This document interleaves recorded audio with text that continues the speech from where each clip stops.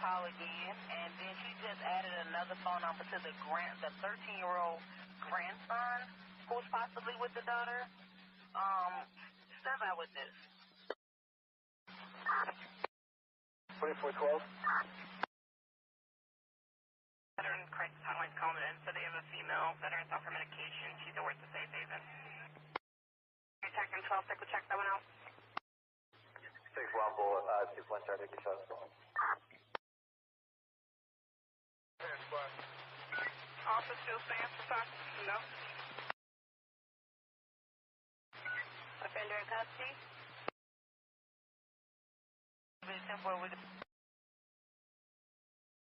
Thanks. Anyone else close, might just do result, let me know.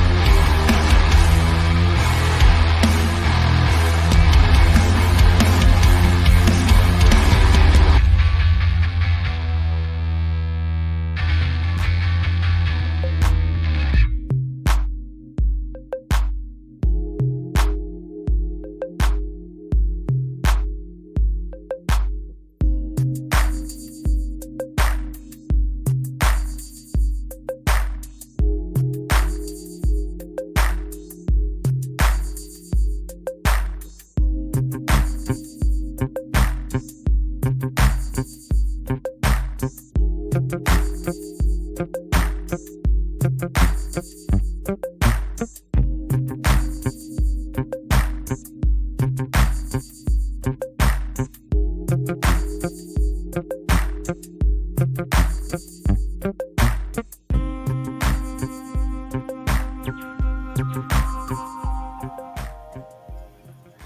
know how it is, Zane. You got to wait for that saxophone. Love it. Good evening, everybody. Thank you for hopping in.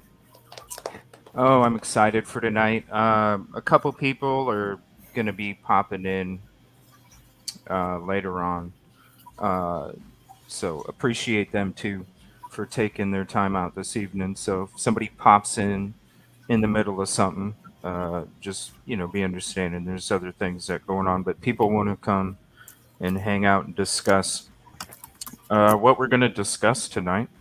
I want to say shout out to the iPhone glitch real quick because I'm no for real because a lot of people think that you make a lot of money off of this YouTube thing, and it's really not the case. Especially when you're talking about the topics that we talk about.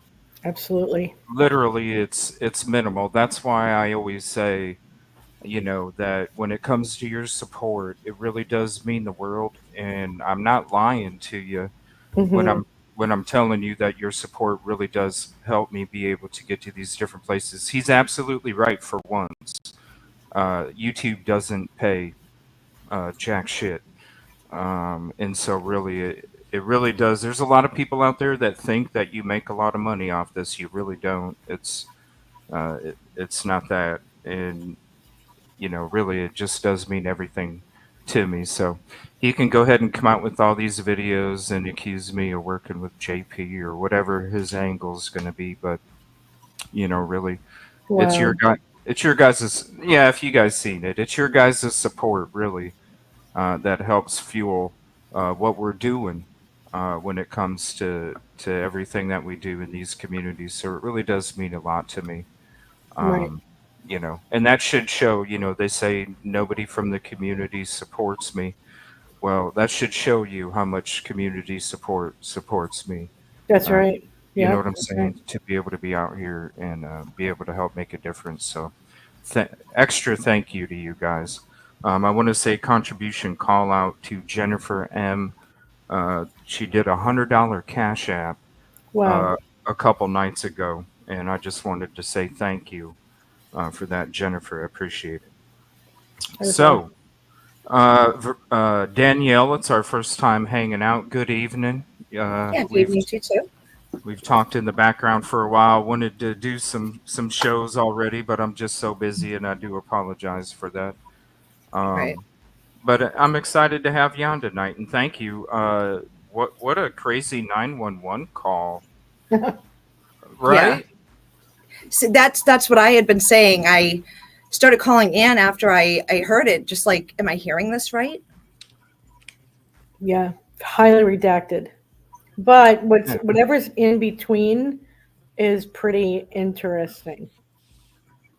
So fill me in, because I just watched the 911 call. There was a lot of redactions.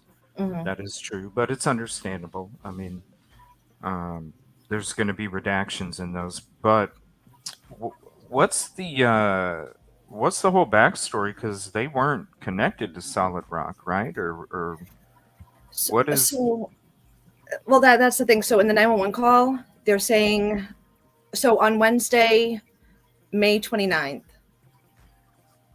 Cynthia Gobble went to the home she had previously been sharing with her husband, Gregory, to have dinner. Friends and family hadn't heard from her since that afternoon, so they called the Davie County Sheriff's Office and asked them to go by the house to do a well-being check. At around 10 p.m., they noticed that she didn't leave on her own accord. It looked like she had been taken against her will. They found her insulin there at the house, so she didn't have it with her. So they issued an Ashanti alert. Right. Then that call was a witness, or two witnesses called the Davie County Sheriff's Office to say that they had seen the car, the truck with the license plate, and they saw the missing male subject. The rest is redacted, so we don't know what they saw him doing. And it was mentioned that there was a connection to Solid Rock Church. And they also mentioned the address, 803 Howard Ave. Mm-hmm. And then it's the next day, May 31st, that they found their bodies right outside of Davie County. It was on the Iredell County side of the line in the woods. But there was not necessarily like a known connection. I reached out to Gregory's son, and he told me that his father had been diagnosed with cancer. He beat it, and then he started traveling around to different churches talking about the miracle God gave him. So he could have very well gone to that church and done that. Huh. Like a guest speaker kind of thing or something. Yeah. How far did they live from Solid Rock? It was like 4 hours, right, Ann? Yeah, it's 4 hours away. Yeah, but I'm under the impression that the detective had called during a time where she was missing and assumed that there was foul play, as Danielle had, stated, because of the way things were left and she had been gone. And that it's in the 911 call where they mention not so much the words Solid Rock. I don't recall them saying that anyhow. I do recall the address, which confirms it. Right. Oh, and they do say ministries. They say the word ministries. Ministries, yes, they do say ministries. That's right. Yeah. Yeah, it was crazy. How, like, when did you discover that? So I had put in a FOIA request with Horry County and Myrtle Beach Police Department. Horry County was much quicker to respond, and Horry County did not charge me anything. Wow. Yeah. Wow. And then I had gone through all that stuff. I put everything, I saved everything by date, month, and day so that it would like go in chronological order. And then it took a really long time for Myrtle Beach to respond to me. It seemed to take forever, but they finally got back to me. It was October 6th or 8th. I believe it was the 8th. And I was going through all the different documents. There were over 100, like I think it was 112 total. Right. And I started saving things again by date, month, and or year, month, and day, so that I could compare them afterwards, just to see if anything lined up, what things went together. And this caught my attention because most of the beginning of it was redacted, and that's the most important part of a 911 call.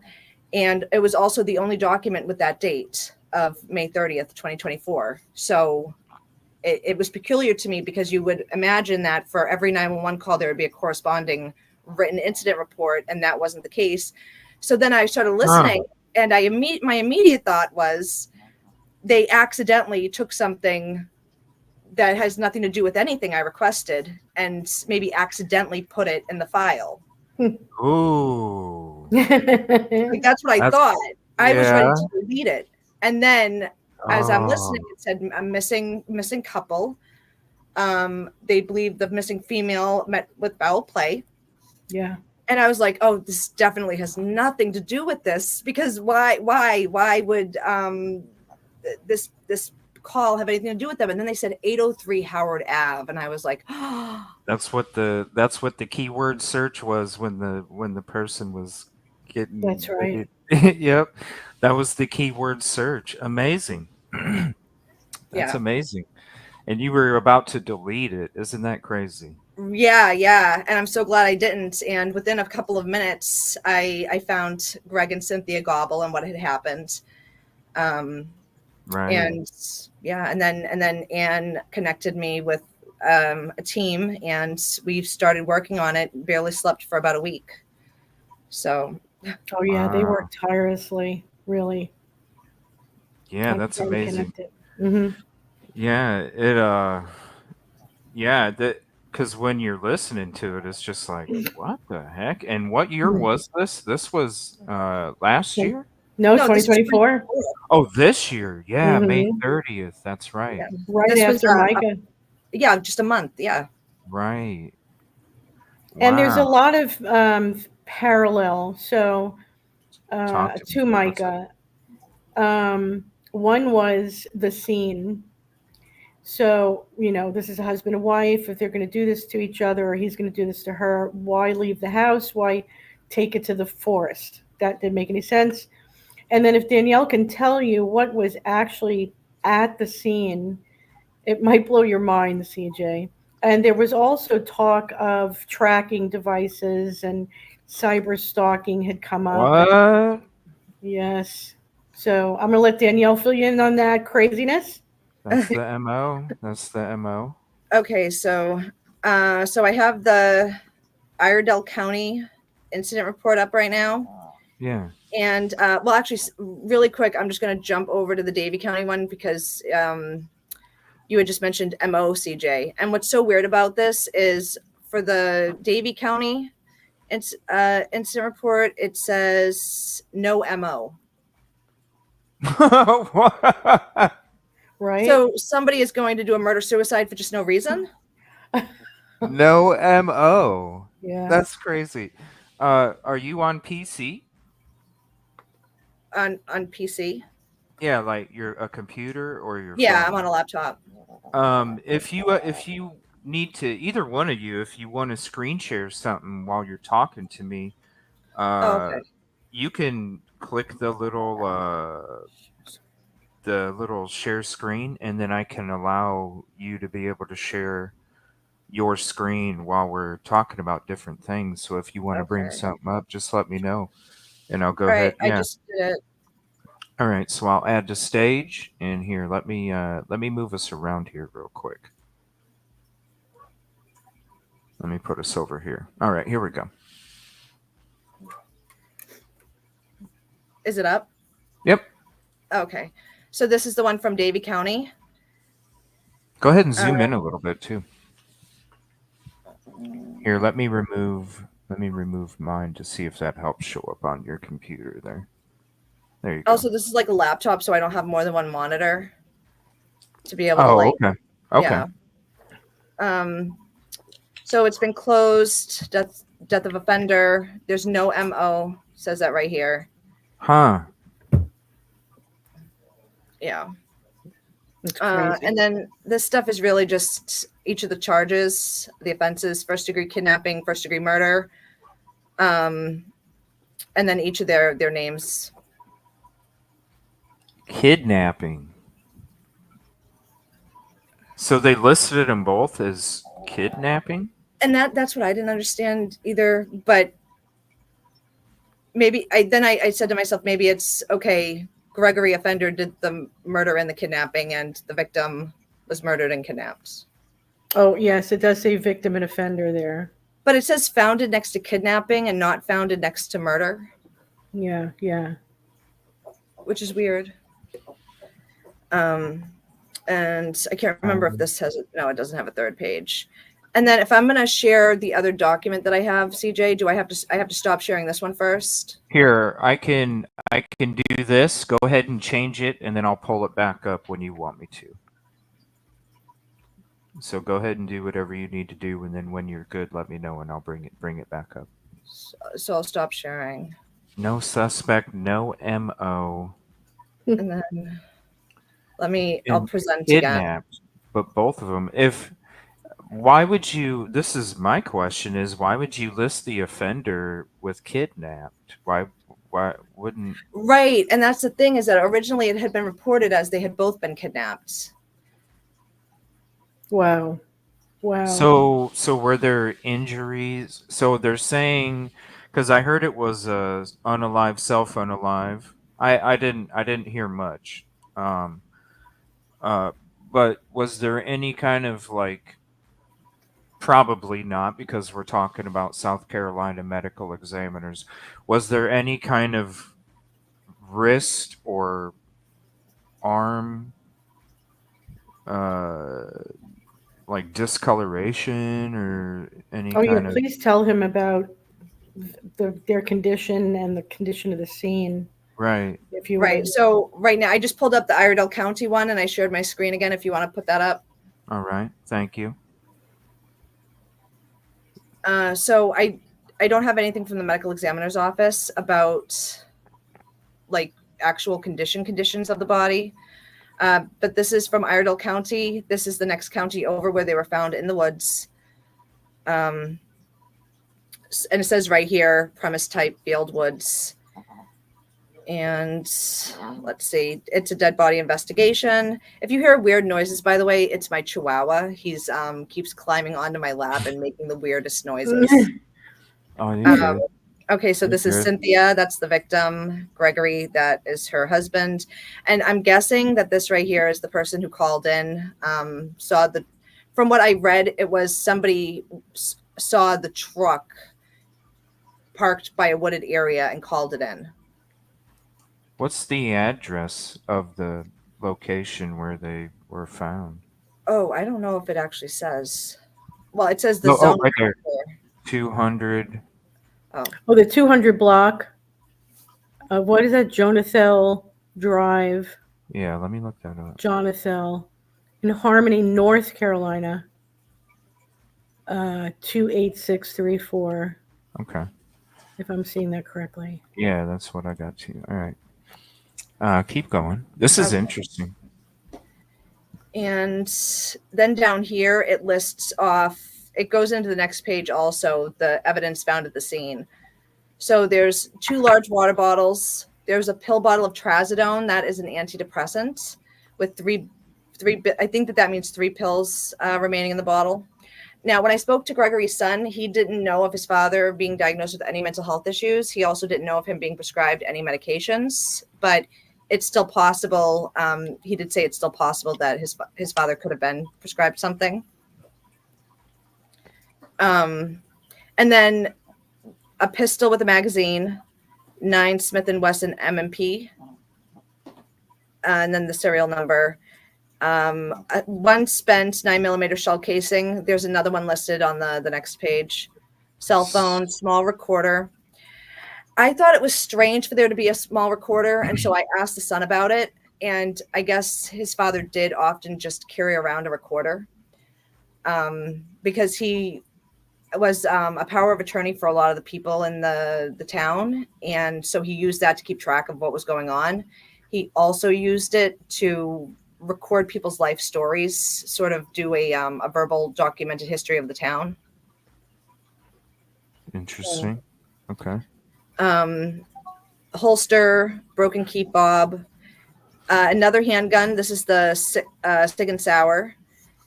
Whoa, hold on a minute. So, so he'd go around and record people's conversations? No, like their life stories. And is this a small town, like in North Carolina? Sounded like it was from talking to Kendall.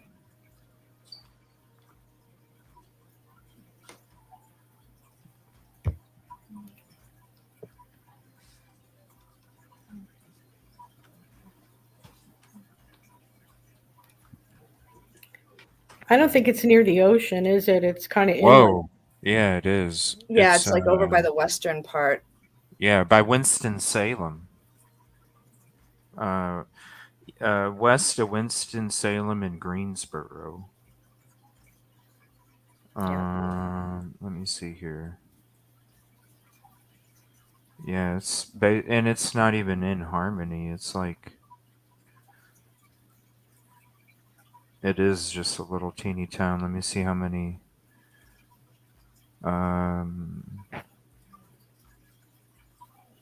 Wow, it doesn't even give you a population. Wow. It's a township. A town. Yeah, it's just a little teeny town that has a livestock store, a Dollar General, elementary school, 2 Dollar Generals. Yeah, not much. That is not much. Probably doesn't even have a stoplight. Yeah. No, for real. It's pretty small. So he was going around. The people in the town really liked him and trusted him. So like that's why he was the power of attorney. And you know how like lots of times older people like to talk about, in their day, Yeah. things were X, Y, and Z. So he would do a verbal recording of the stories they told him. And I bet you when you're talking about a small town like that, they probably slipped in some. Let me tell you a little about this too, about somebody else in the town, some gossip. Right. I know. I really want to hear what's on that recorder. I mean, that's what they do, and is they gossip a lot. So I could see them like, "Hey, don't put this out here," but about Right. Billy and Susie. Yeah. Yeah, this is what I heard.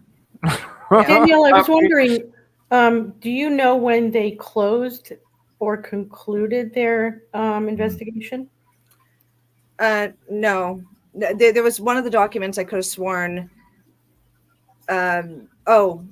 Well, right here it says from Davie County. Well, so Iredell. No, this is Iredell County. So Iredell. This is unfounded 6-3. And I'm just gonna pop. So just over like Micah's case, very quickly. 7/10. It says disposition date time 7/10/2024 from Davie July County. 10th. Okay. All right. Well, that's a month. Yeah.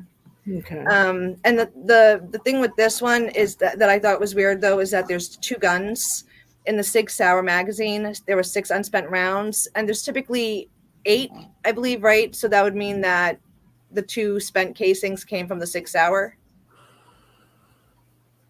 Wow. So what was the other gun doing there? And wasn't that gun fired as well? I don't think so, because there was this one just says pistol with magazine. It doesn't mention any missing. Okay. right. So I feel like they would have done that if for consistency anyway. Right. Yeah. Yeah.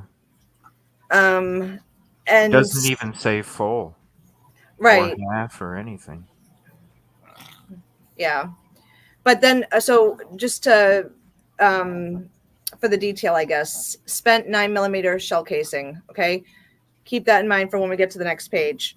He also had a knife with him, a flashlight, and then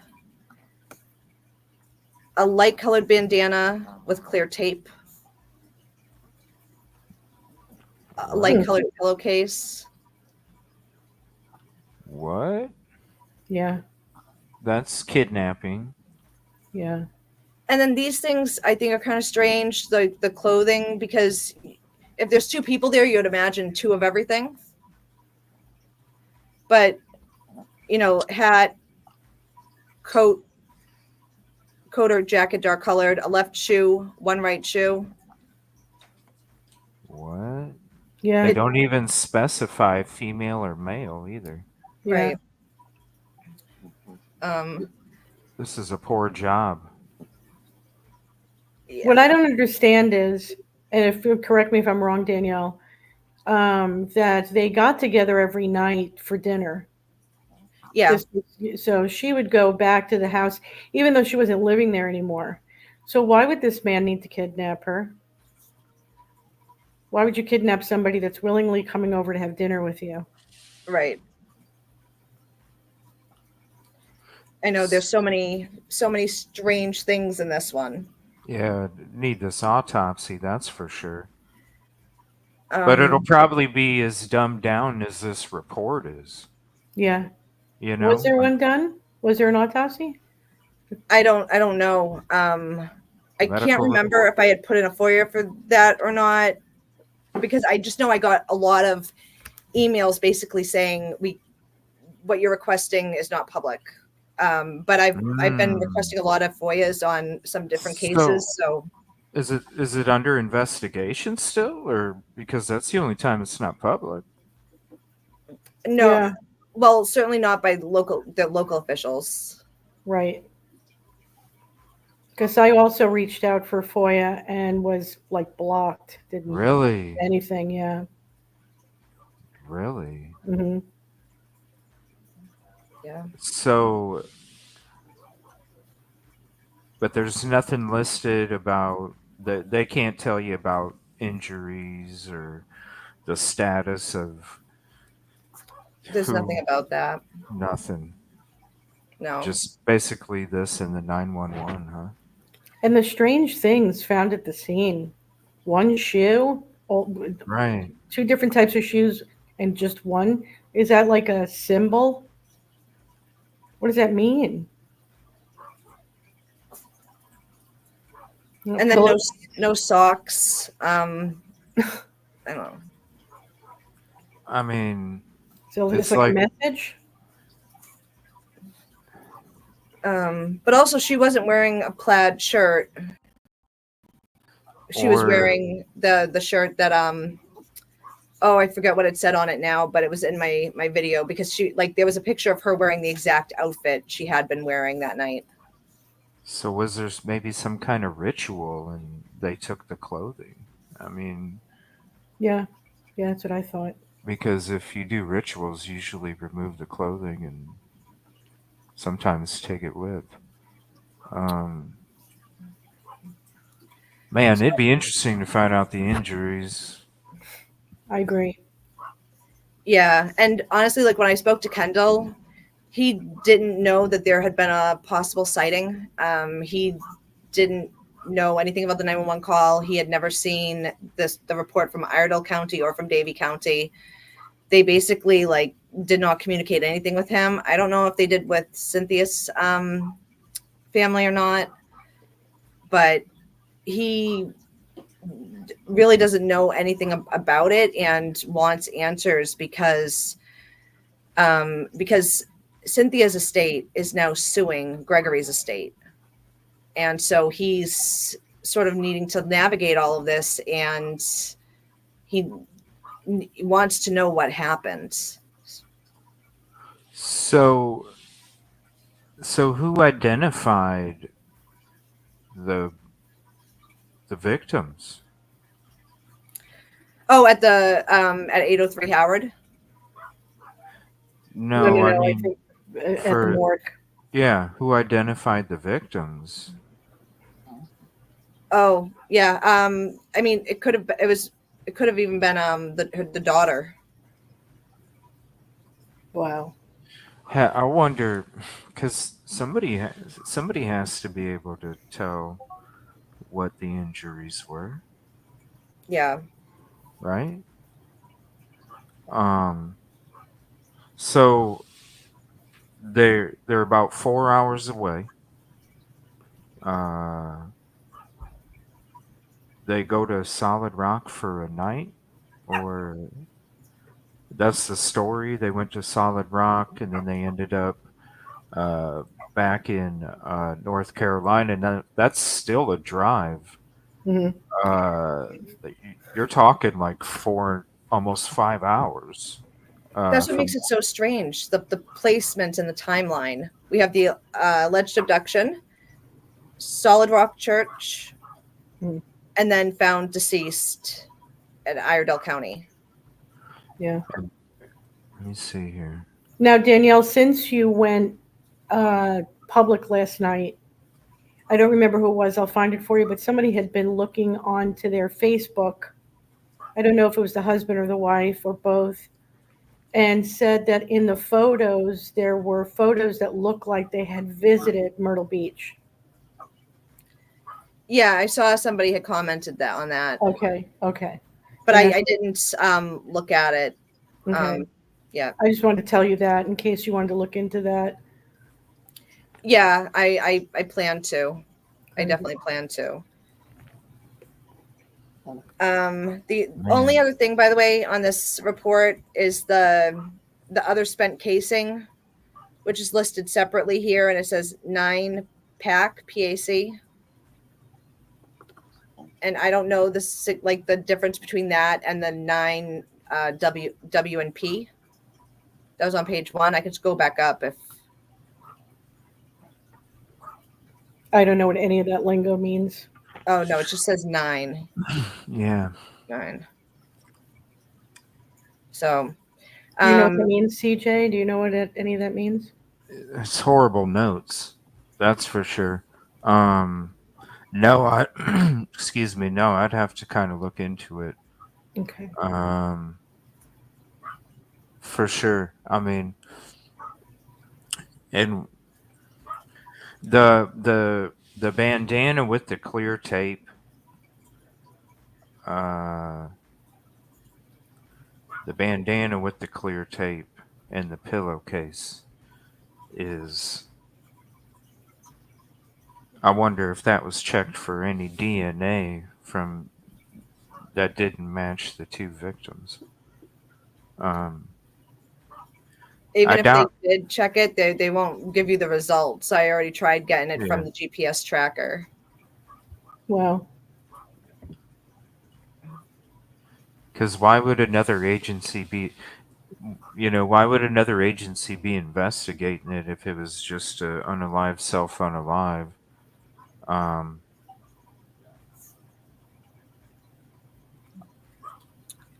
that Unless the connection on the 911 call of the mention of Solid Rock is what made them look were into it. were they part of like another church or some kind of religion, or did they practice any kind of They were members at I. James Baptist Church in Mocksville. Baptist? Okay. The thing that was weird though is that some of the news stations did report it as I. James AME. It's all these AME churches. They're creepy. Mm-hmm. Yeah. For this report, by the way, that's pretty much all it. And then the only other thing on here is what I don't understand is other involved. I don't know why this is a Captain DJ Smith. I don't know why he would be classified as other involved party. Other involved party. Huh.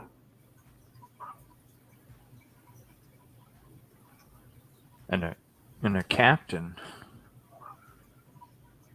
Yeah. Other involved party. Huh. But these are the only documents I have on this, so. So, because here's this. The only thing I have here is this news article.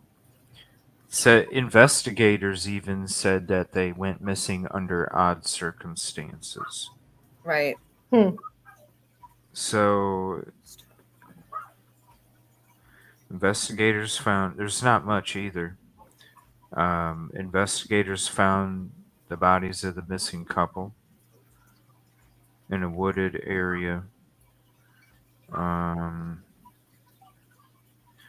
The husband was identified as a person of interest, and there was evidence of physical endangerment. So where would the evidence of the physical endangerment, abduction, and or kidnapping, where would that, what that would makes... have been at 348 Country Lane. That is so shortly before all of these events transpired, they had been living together at 348 Country Lane, and then they separated. Cynthia filed for room and board, and she had also gone to court to, I guess, show that the home was not marital property. So because it originally belonged to her first husband who died, and so then it went to her. So she had that like proven that it was her home prior to the marriage, and so she had exclusive rights to it.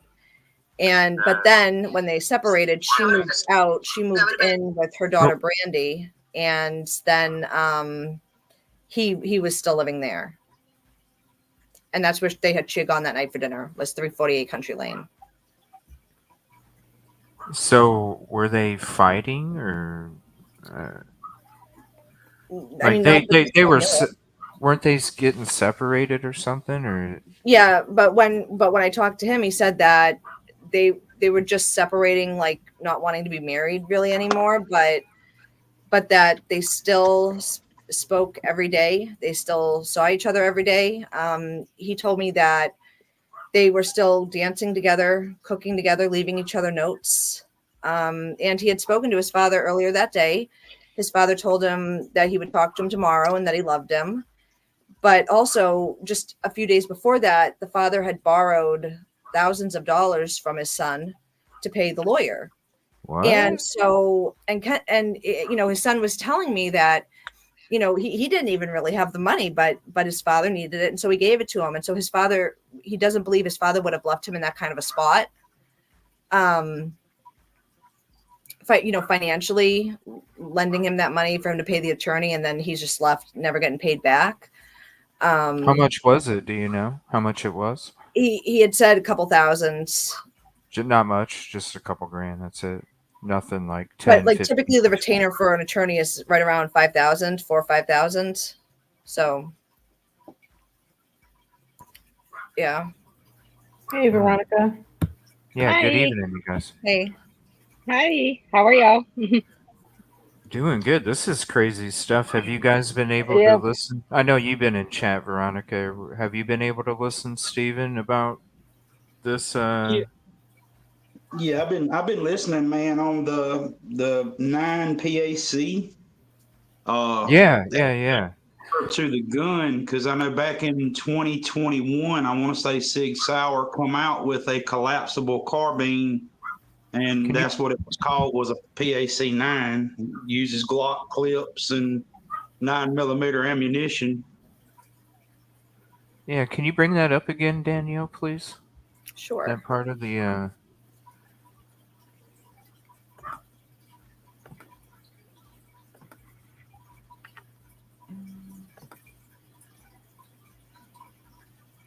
Okay. All right, there we go.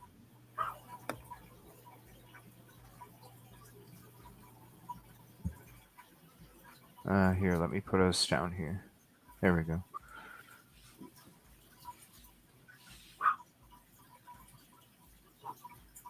Yeah, so go ahead and zoom it in just a skosh, please. Okay. There we go. So when you're looking at this, can you see this, Stephen? Yeah.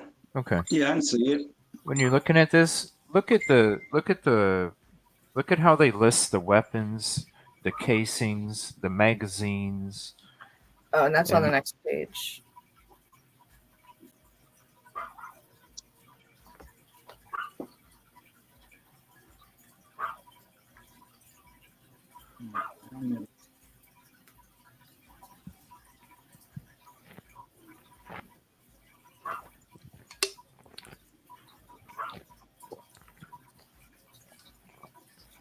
It looks like a really sloppy report, but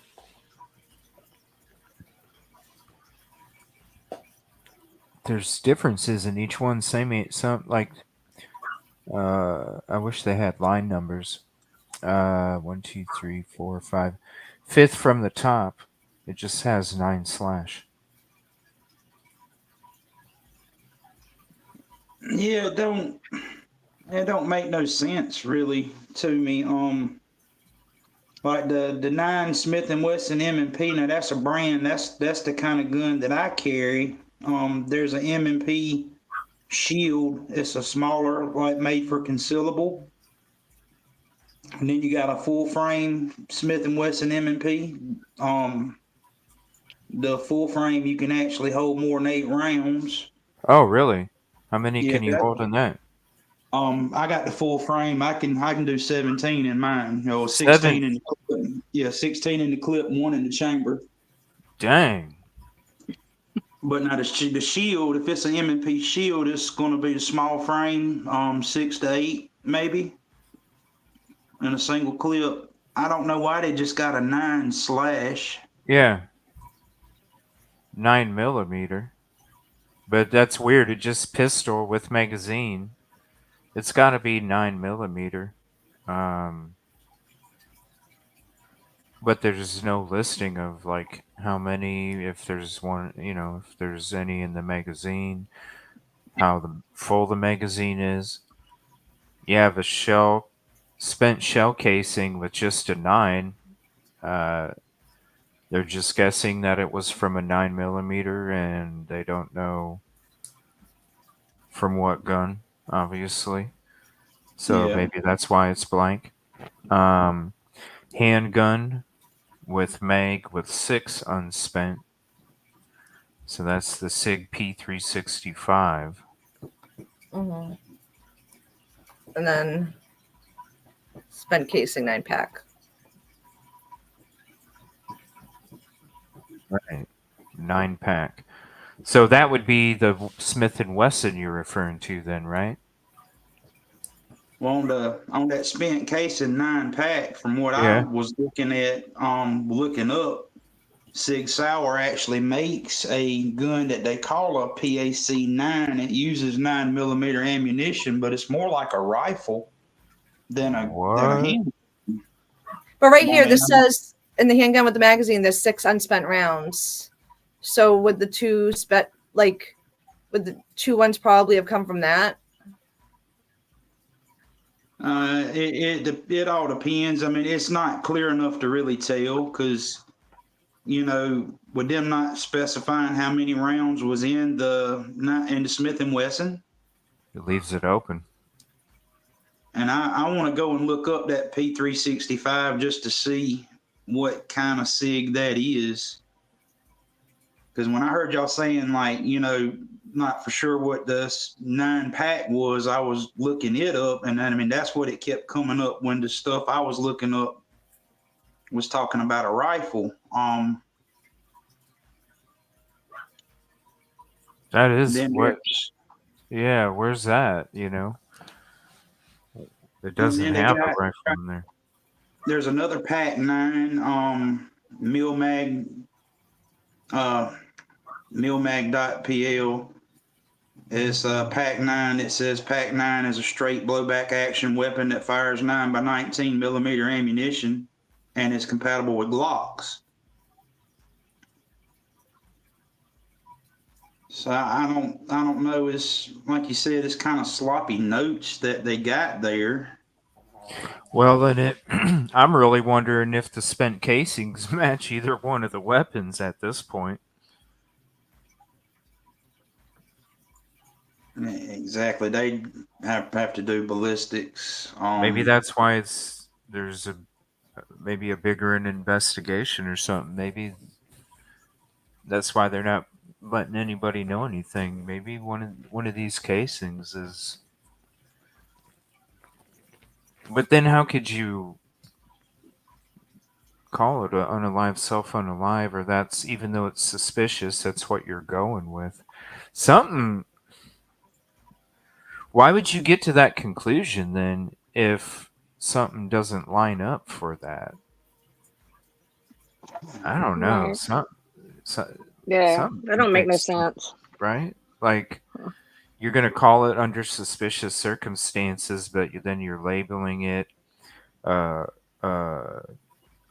self-unalive. You got victim and offender, but they're both kidnapped. Yeah. I mean, can you kidnap yourself? All of that's telling me one of the casings doesn't match either of the weapons. And that bandana with the tape and a pillowcase, that's to tie somebody's wrist up and to put over their face. I've got a question. Y'all said y'all weren't for sure what the injuries were, or like, do y'all know if an autopsy has been done or going to be done? Right. Nothing. They both, Ann and Danielle, were denied any kind of information. Yeah. What they say exactly? They just said we can't give it to you. Me, they completely ignored, and oh, really? Yeah. And Danielle, you got an answer, didn't you?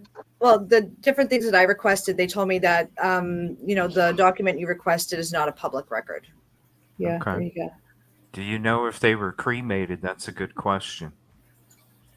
Yeah, I that's a don't. great question. Don't.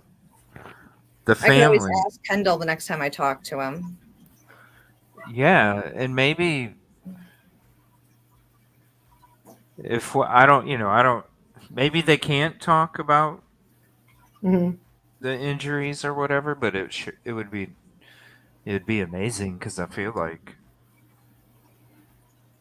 But the crazy thing is that it's so far away from even Lumber River State Park. It's like way beyond the border. You're like right in the middle of North Carolina's border from north and south, and pretty far in too. So when I'm looking at the route from Solid Rock to the location where they were found, you do go through Lumber River State Park.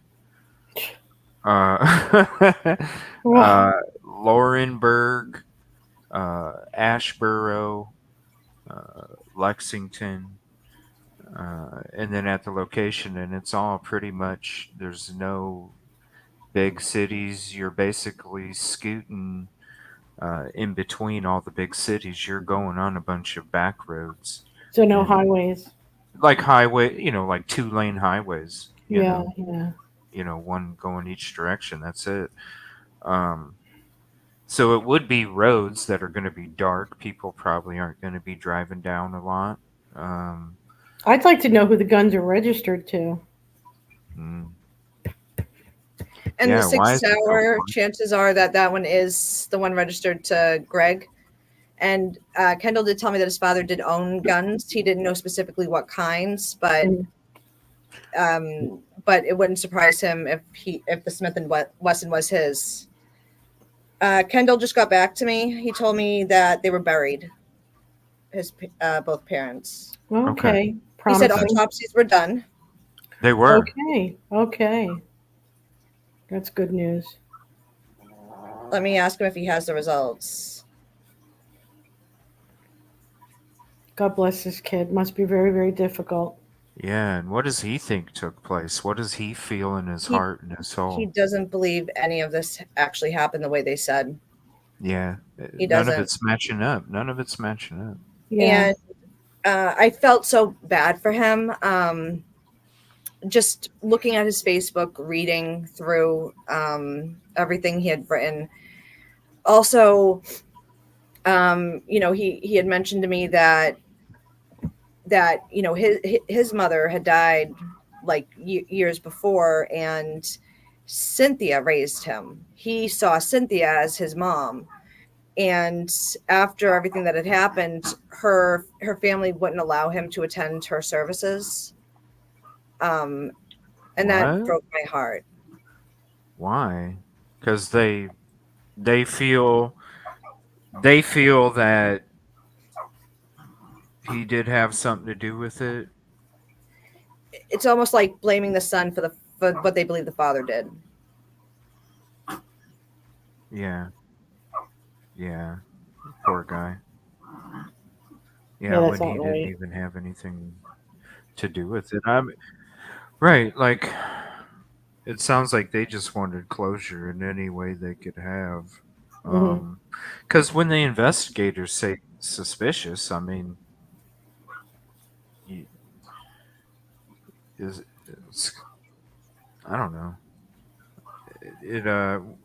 What does he think though? Like took place? Like, I know he probably doesn't think his dad did it, but what does he think? Like, really He has went down? no idea. He just cannot think of any possible scenario where what they Really? say happens. So And there that's was. why when I can't, this 911 call is like, seems so important now because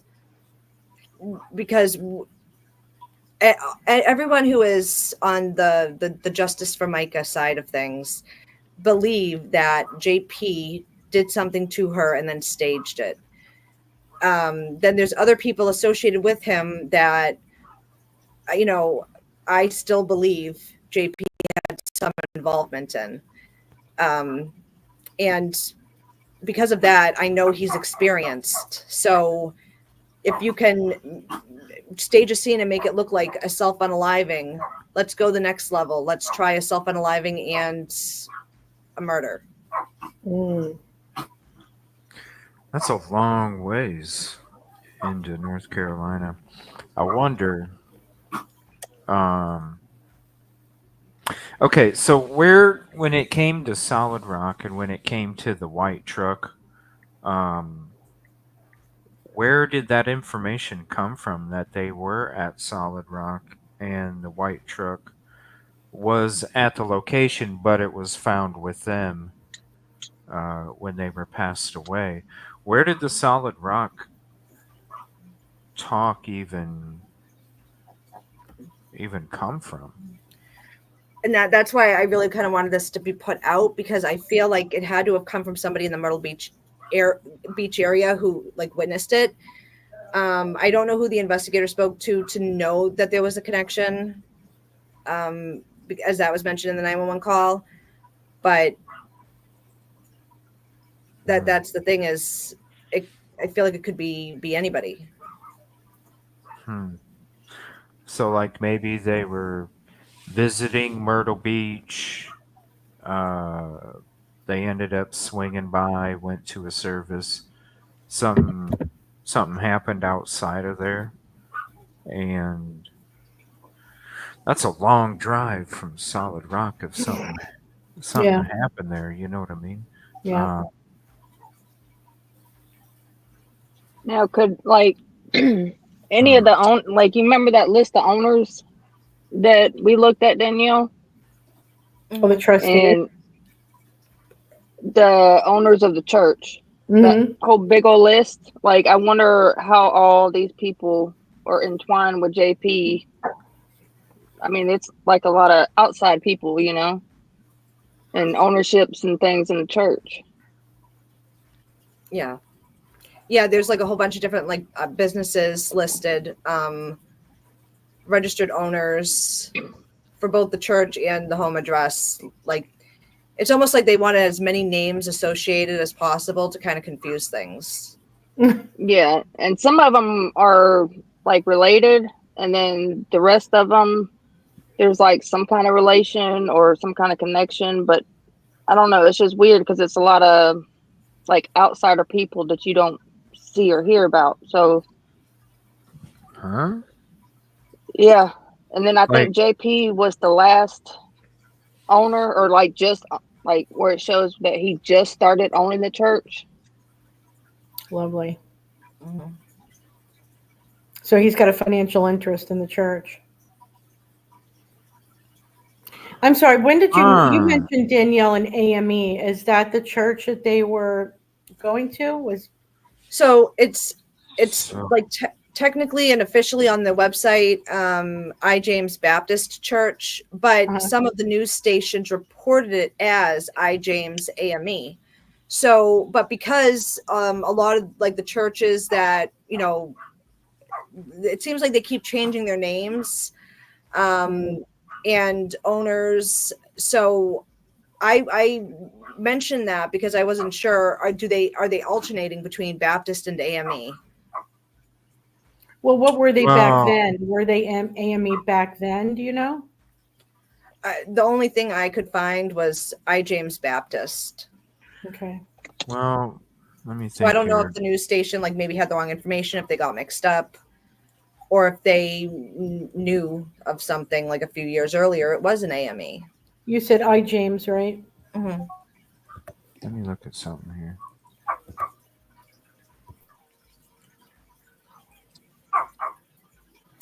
I'm gonna mute because my dogs keep barking. Well, this is what I'm wondering. Did the family come from a lot of money? Because I could definitely see this taking place. Okay. I could definitely see this taking place. Did the family or did he come from a lot of money? I could see they're trying to be a rally to purchase a church. You're getting a bunch of donations from people. Maybe somebody gives you a large chunk and just wants a percentage in return, just like a business owner would.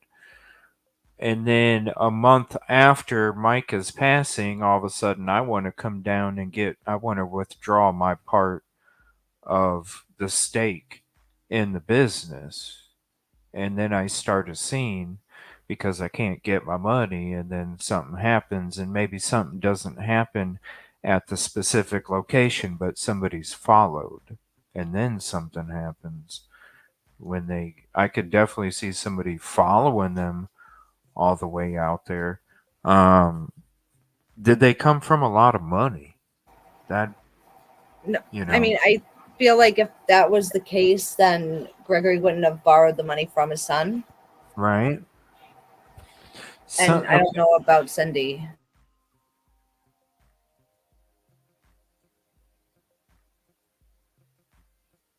Hmm.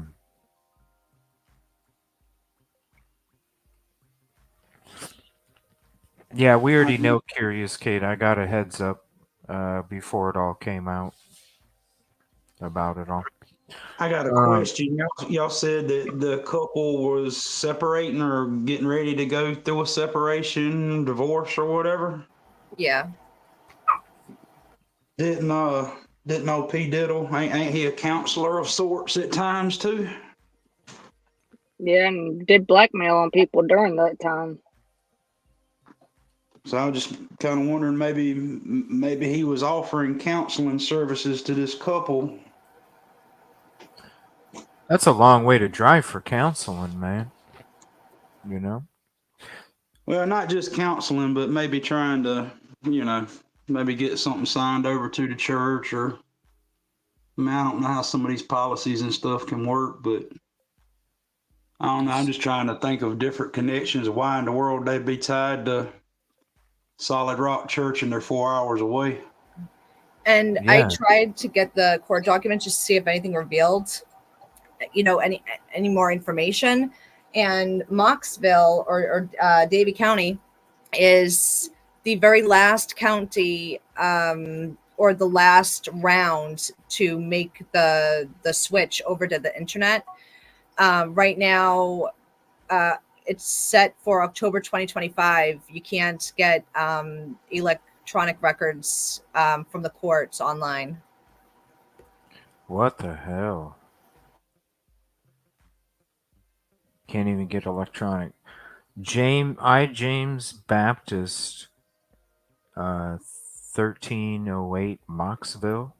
Yeah, North I'm looking through the historical records, and there is nothing about AME.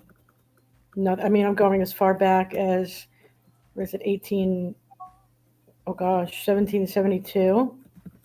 No, let me look. 1880, 1860.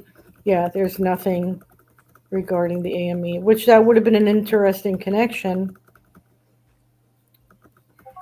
but I don't see it here.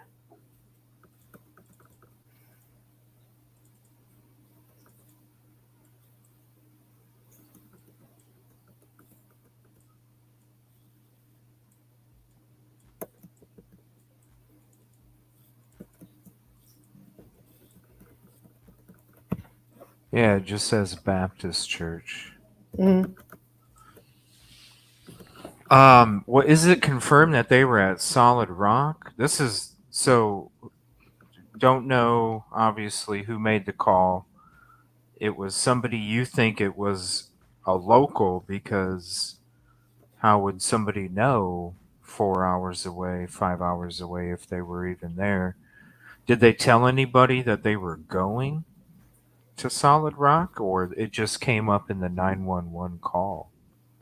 And I put in a FOIA for any written documentation that corresponds with that 911 call. I still haven't received a response.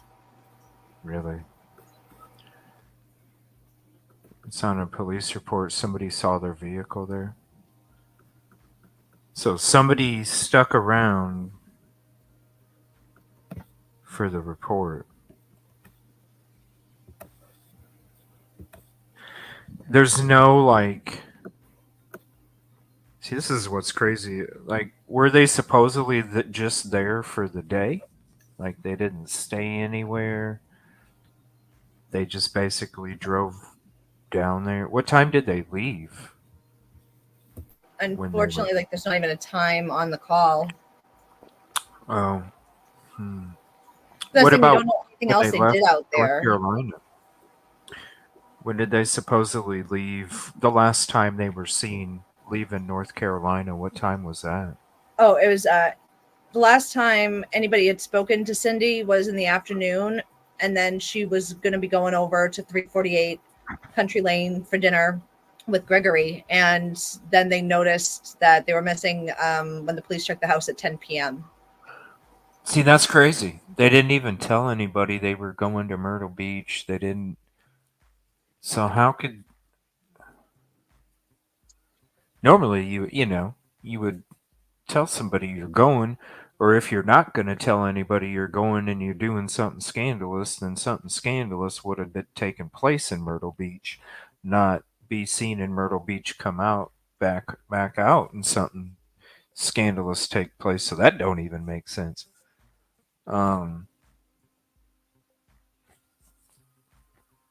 What? There's no time on the call. So you don't even know if it was afternoon, evening. No. And is there a time on this? Well, that's when they were found.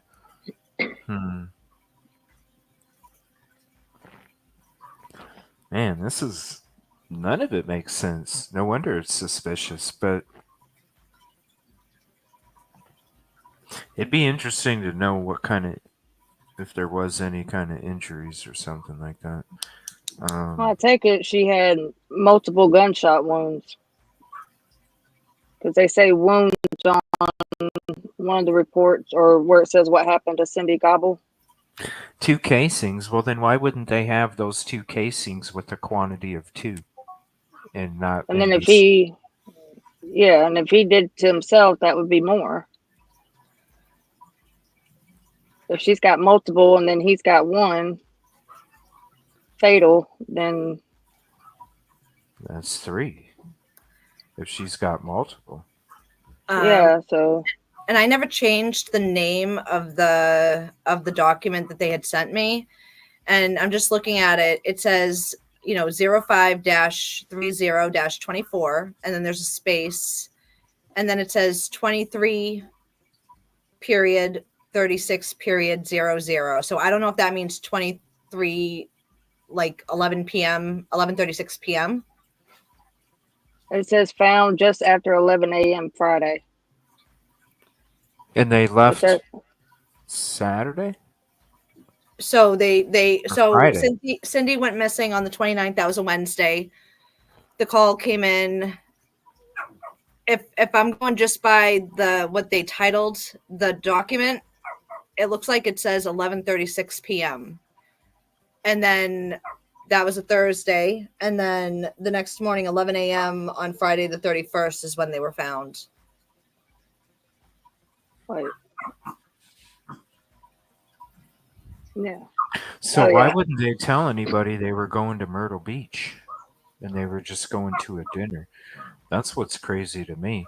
And how did they get seen? I mean, they specifically said the license plate number 2.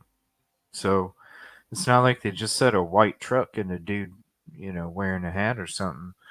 They specifically said the license plate as well. Why would they go to Myrtle Beach and not tell anybody and just say they're going out to dinner? Why wouldn't they even say, like, hey, we're going to go to Gatlinburg? If they were trying to something. No, they didn't attend. They never attended at Solid Rock, correct? They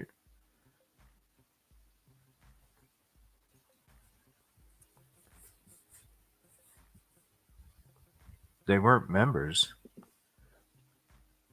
Well, I don't know. Let me see here. I mean, these articles are saying, like, right here, shot her and then himself. So apparently it was a kind of like a JP relationship with Micah. from what I'm reading off the Reddit.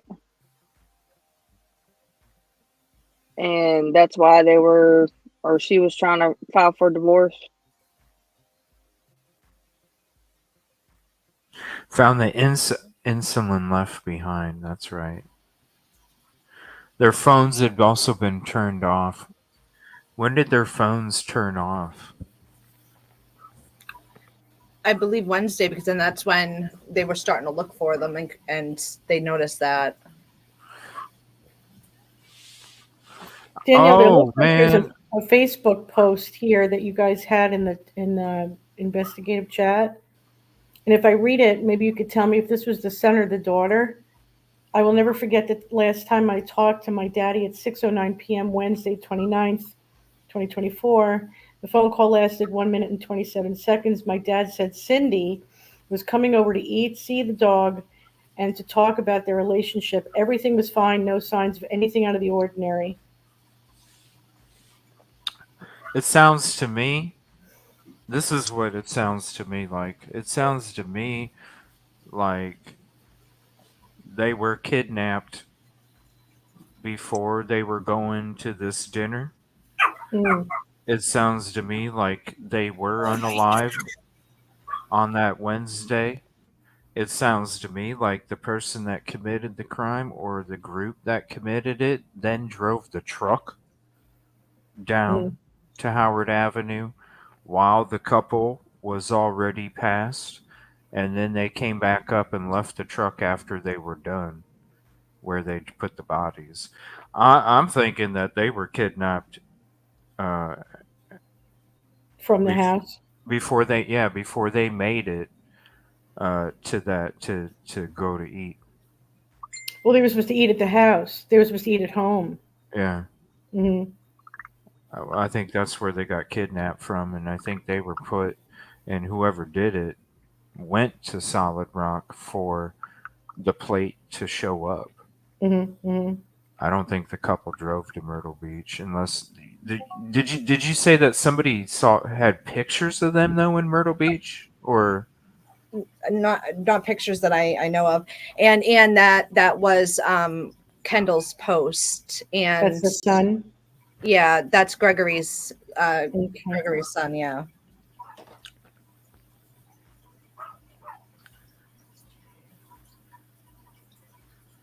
Someone's saying a witness called the police to say a man was seen at Solid Rock Church in the truck. a Or man? maybe I'm hold on. Not two people, just one, not plural. Yeah, I think. Let's see. Michael Edge in the chat.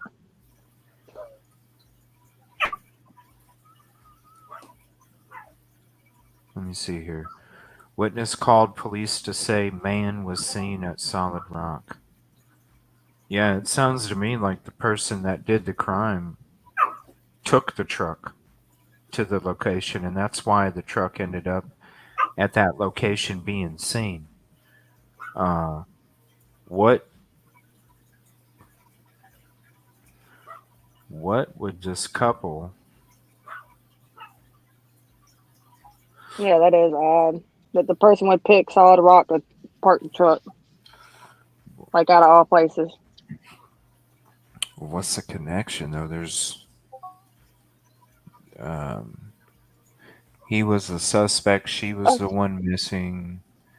Wednesday night there was a welfare check done. They went there at like you said 10 o'clock, and they weren't there for a welfare check. And so that's when they were missing. Did they notice anything odd? Probably not. They probably there was no forced entry or nothing like that. It had to be somebody that they knew and trusted.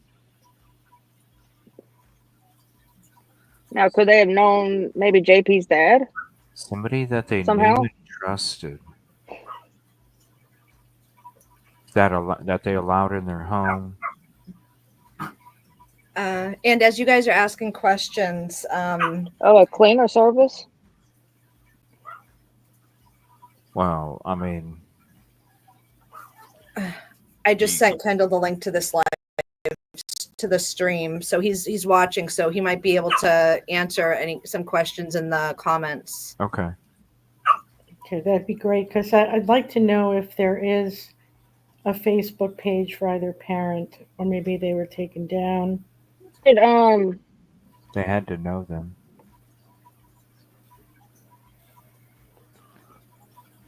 And for some reason, the person that did this, because I'm just going to say they were both a victim before, I mean, they say suspicious. There's nothing suspicious about an unalive situation. When it's suspicious, that means there's other factors involved to make it with that conclusion. So I feel like I don't even think they were in Myrtle Beach. I just think the truck was. It's interesting that they wrote Good the point. plate number down too. Shout out to the person calling it in to get the plate number. What? And this was so they last were talked to at what time? It was in the afternoon. In the afternoon. On the 29th, right? Yeah. And they were. What specifically about the dinner? Did they say what they were making? Did they say, like, was it like a special dinner? Was it something that they normally don't eat? No. Maybe they're not seafood people very often, but they were having seafood that night, something like that. Kendall just texted me. He told me that Dad and Cindy left in the truck via the cameras, so they must have had cameras on the property to know that they left. Okay. Around what time? What time? Did it look willingly? Is it saying that he kidnapped her? The insulin was left at the house, so that's what. Yeah, so like they would be just going or something. Yeah, I'm like running to the store and looking to come back soon. Right. Right. Okay, he doesn't know. We're not supposed to be out here. Whoops, sorry about that. I don't know what that I was wondering where that was. Pomp, you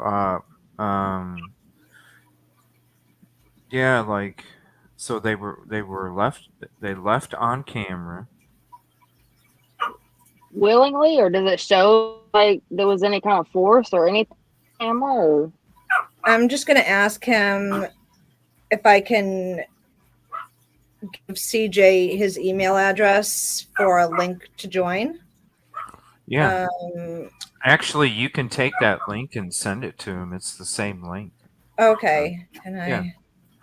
You can just send it directly to All him. right. Let me see. I'll do that now. Be right back, guys. Yeah, thank you, guys. Yeah, because that don't sense. Like if he kidnapped her on the camera together, both willingly together, and how is it kidnapping? Well, but maybe they were meeting somebody somewhere, and they were just supposed to come back, and that's maybe they were supposed to meet somebody somewhere. Something went down, and that's when Right.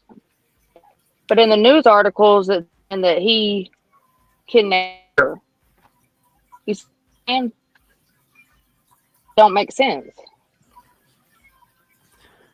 Yeah, because then he would be on camera shoving her in there. Right, or you would see a weapon or something. Right. CJ, some of the people in the chat are saying that they haven't heard the 911 call. Yeah. Do you want me to play it? Do you have it even to play it on your end? Someone had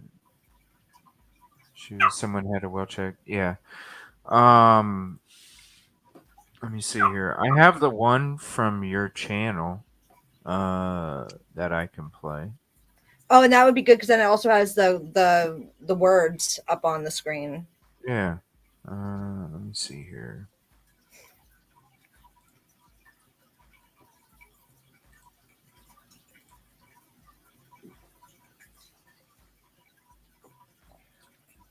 Okay, so it's the let's see.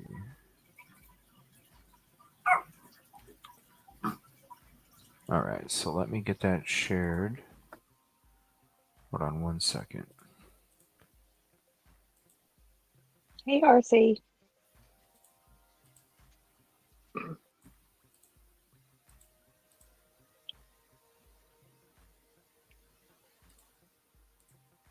Okay.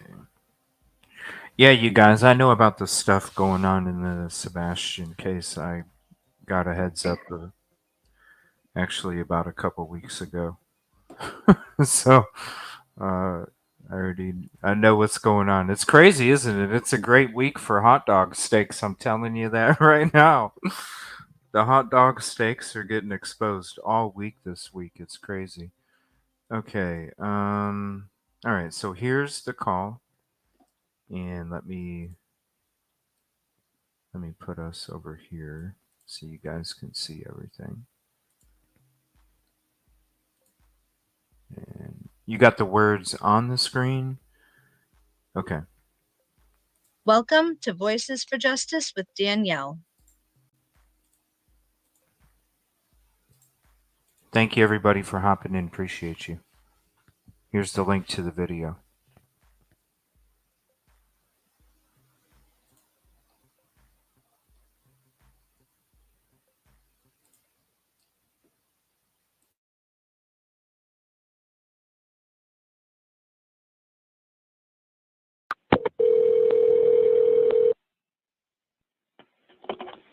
Myrtle Beach Police and Fire, this is Bree.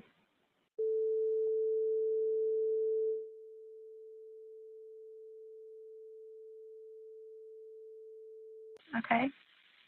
We're working a missing person case here. We got two people entered in NCIC and the vehicle.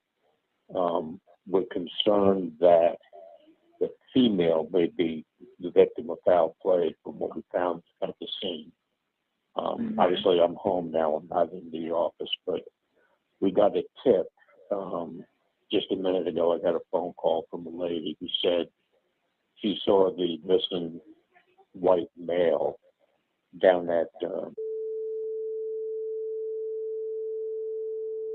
Just one. Just about maybe 20 minutes ago now.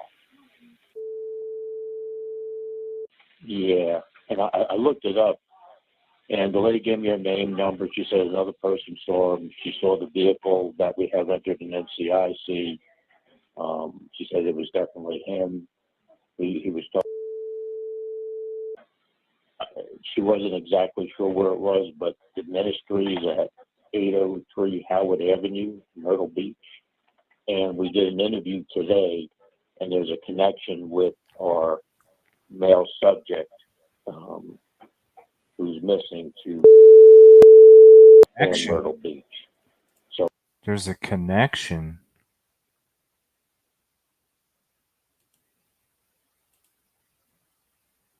We did an interview today, and there's a connection with our male subject who's missing.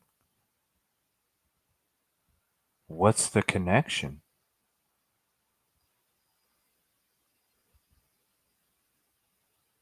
With the male subject who's missing. So It's the husband. maybe they did drive down there and they were followed back. What is the damn connection? Why would you? Okay, this is crazy. So, like, wouldn't you, like, say you have to go down there? Like, you're 4 hours away. You're 4 hours away, 5 hours away. You have a connection down there. You tell people that you're going to eat dinner. You leave your insulin at home. You go down there. Why wouldn't you tell people you're going down there? or make up something so people don't have to call in a welfare check.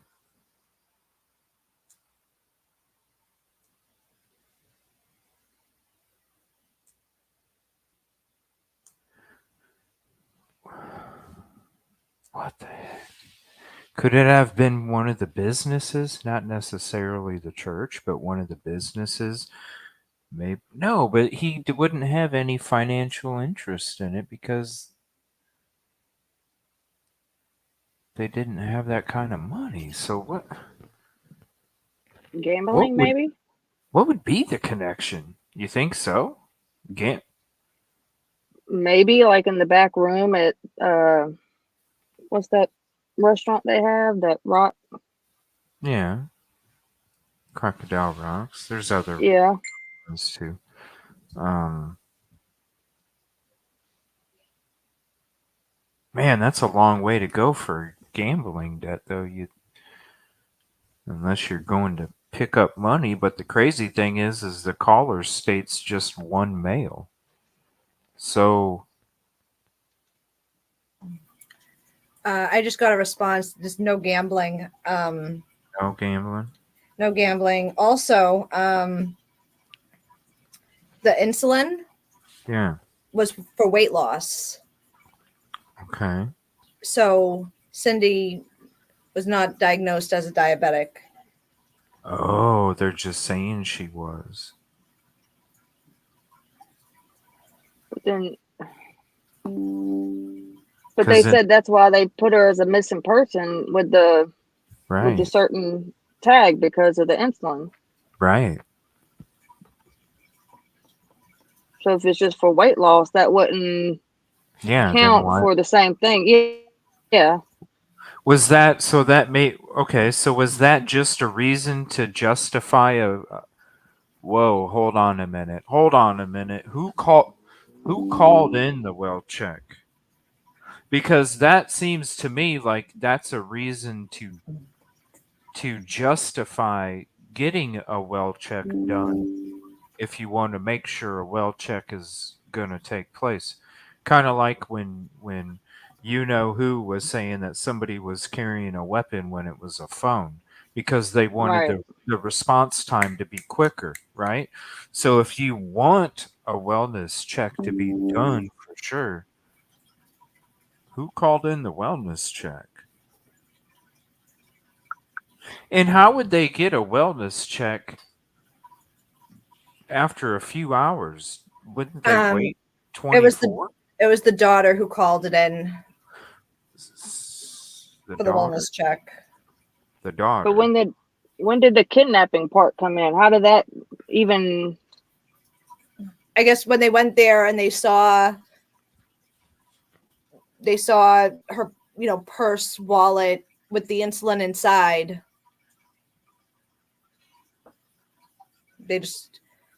But then I guess they also had the video recording of them leaving. Was there anything weird on that video recording, or did it look like they were heading to the gas station? Well, the son never saw it. He was only told about it. He was only told that's all he was told is that they were just seen leaving. There was no struggle or. And that came from the daughter? Is all this information coming from the daughter? The call for the well-being check and everything came from the daughter. But is his information coming from the daughter as well? What do you mean?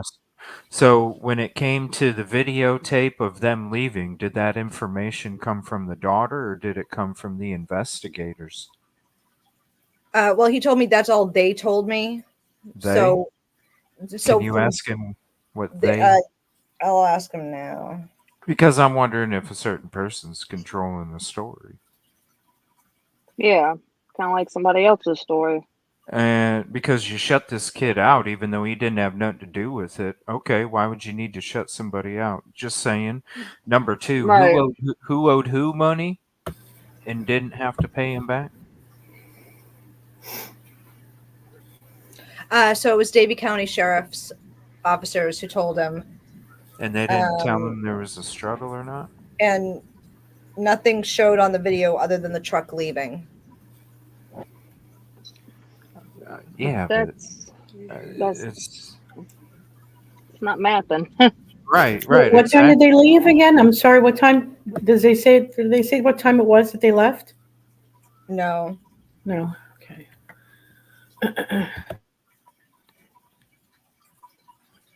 Yeah, is he comfortable hopping up? Because of everything I kind of mentioned before with estates and all that, he doesn't. Oh yeah, Okay, I get it. yeah, because it probably is still pretty fresh. So things still happening. Man, I have like so many questions. Right.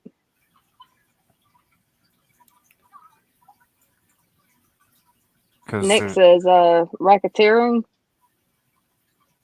I mean, I don't know. What's the connection? Ask him what he doesn't have any possible idea. No, he's the one who told me that the only thing he can even think of is about his dad going from church to church talking about the miracle. Well, Maybe. I have a question. I see a photo here. I've have her Facebook page up, and it's Father's Day, 2019. It looks like he's on the beach. Were they in Myrtle Beach? Would he be able to say? Would he know where this was Father's Day 2019? I'll ask now. Mm-hmm.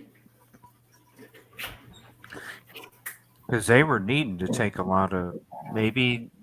Yeah, maybe they weren't part of money at the moment, but maybe back in 2015, 16, when uh, he needed to he almost lost the church and he was needing to revamp up support and money and people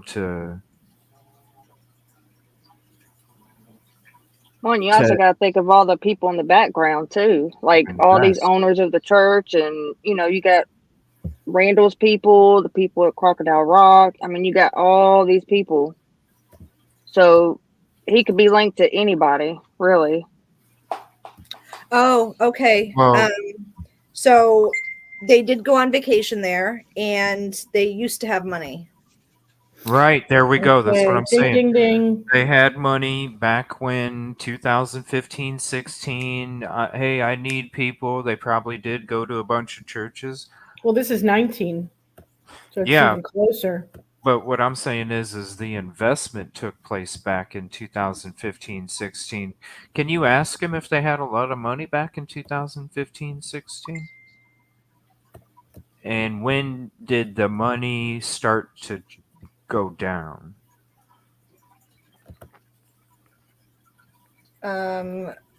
So sounds like it might have been Cindy's money. Oh, okay. Mm-hmm. Because Gregory didn't know where it went when Cindy cut the money off from him. But was it like that in 19? Because they look happy. I asked about years. Okay. I see another one on his birthday that there also looks like Myrtle Beach. Some kind of boardwalk. Okay, there's That a has to be a possibility connection. that the money went like decreased after the cancer. Maybe Mm. after that treatment. When was that? I'm wondering if they invest in 2015, 16, if he was in a position to invest a large portion. Or maybe if he knew some people of JP or JP himself, and then with the cancer and stuff, kind of like with Trisha's husband. And then maybe he wasn't able to pay back, or something went wrong, and so, or somebody knew something too much and had to be dealt with. The cancer happened in 2020. Okay.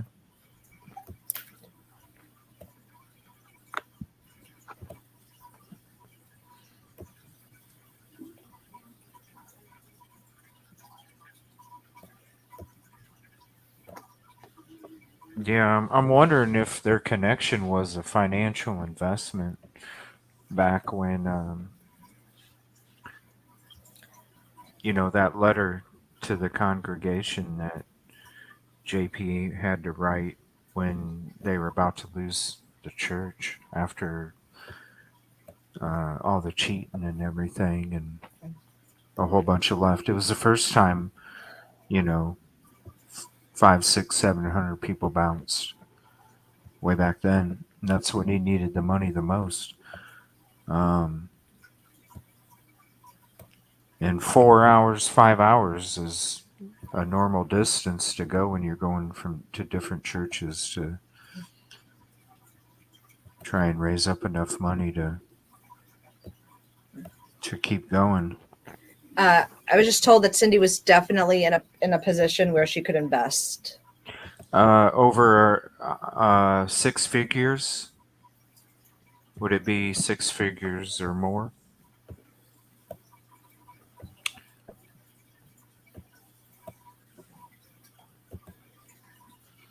I think that's the connection, and I think Maybe they thought that somebody would snitch. well, this is what I think. I think that they invested a large portion. The cancer money, or the cancer took a lot of their money. They went down to collect their part of the portion because they needed the money to pay for medical still. And I think that's when they were basically told no, and then there was a lawsuit that possibly got threatened in the conversation, and the next thing you know, something odd happened, so nobody has to get sued. Um, I don't know. It's just what I'm feeling right now. Um, let's see. So we're, yeah, I'm wondering if it was like six figures, 100K or higher. And I just heard back that that kind of information he doesn't know. Okay.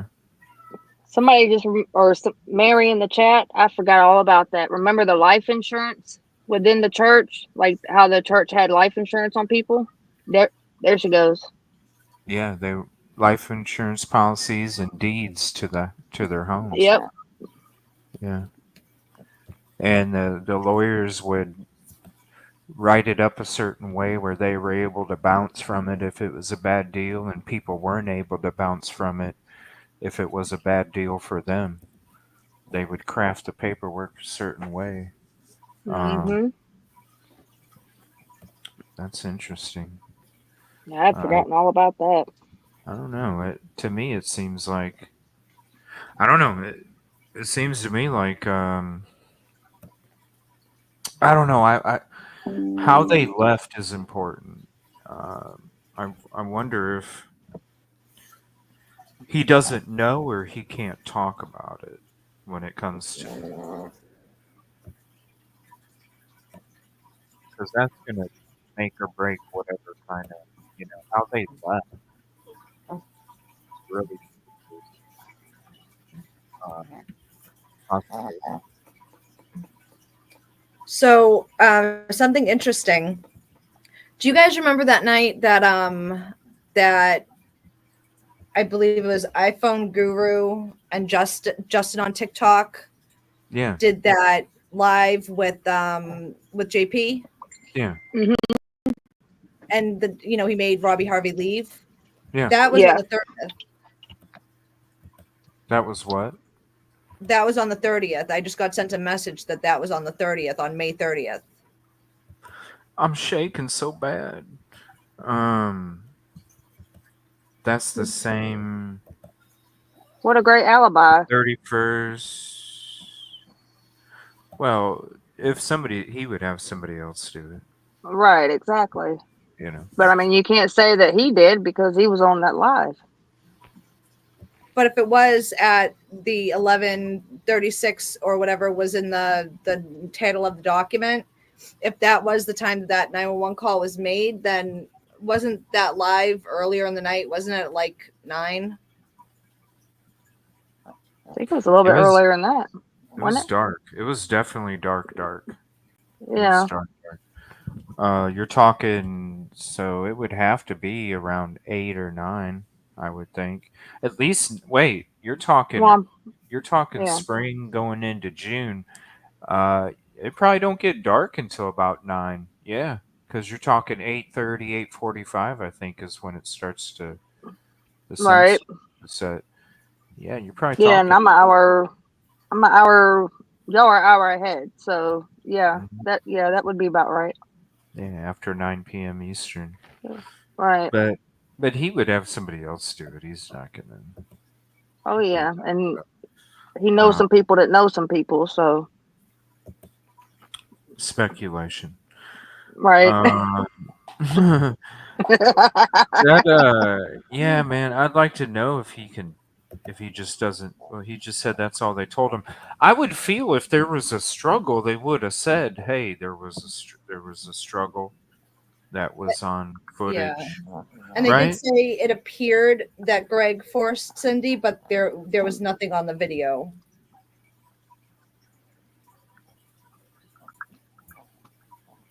So I don't know how, like, what specifically is making them say that it appears that she was forced, except Right. for just what I read about the purse, wallet, all that being left behind.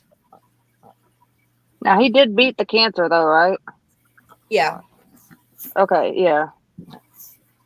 So it wouldn't be like any kind of like deathbed snitching or like coming clean with everything because you're you know Man, but he recorded conversations of a whole bunch of people. This is, I'm wondering, oh man.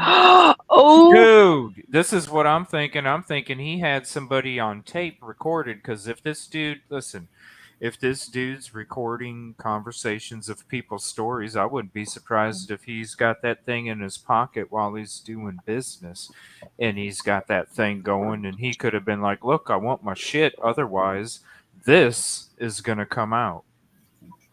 Yeah.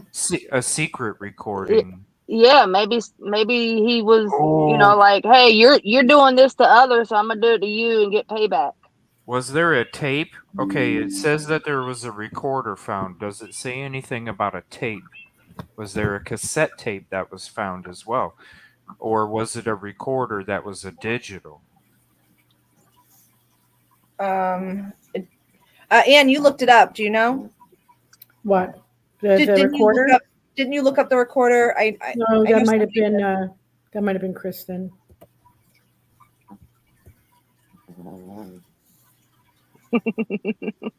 I love the fur baby sounds. That's why I That have your to be in my kitty? car. Whose kitty Yeah, is that's that? mine. Oh, He loves to talk.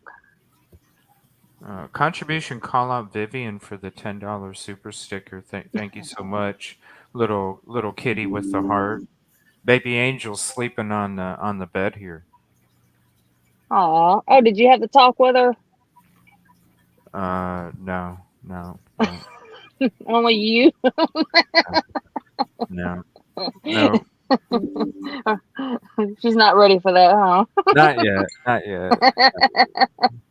She she gotta turn 18 first, you know. Right, right. But she loved those Lulu. toys. She loved those toys. Um, yeah, because if there isn't a struggle, or I should say, if there was a struggle, I would assume that the law enforcement would have told him that there was a struggle.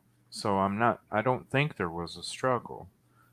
Um, Was there any markings like struggle or defensive wounds? we don't know. The crazy thing is they're saying obviously from the plate goes back to the dude, right?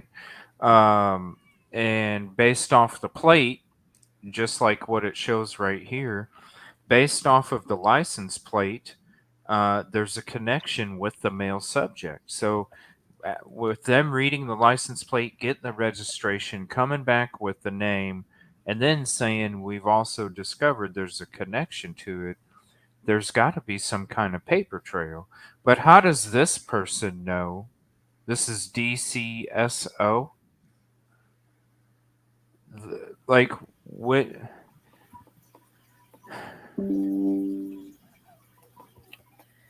I don't know. Something just. How do you know that they're connected already? That's weird to me too. How do you know that there's a connection already? And he did that in the 911 call. It is mentioned like twice, a couple of times. I did an interview earlier today. We got the witness called in 10 to 20 minutes ago, and when I spoke to the son, he said, so there were a couple of different people that they got this information from. So the witnesses that were at Solid Rock gave him this information. So how would they know that there's a connection? Well, they wouldn't. It's like even right here on the screen, it says, and we did an interview today, and there's a connection with our male subject. We just need to know who that interview was with. But that's the thing is that throughout the call, they differentiate different people and different, and they seem to stay consistent. Missing white female, missing white male. At another point, they say estranged wife, and that's why I think that they were talking about Micah at that point.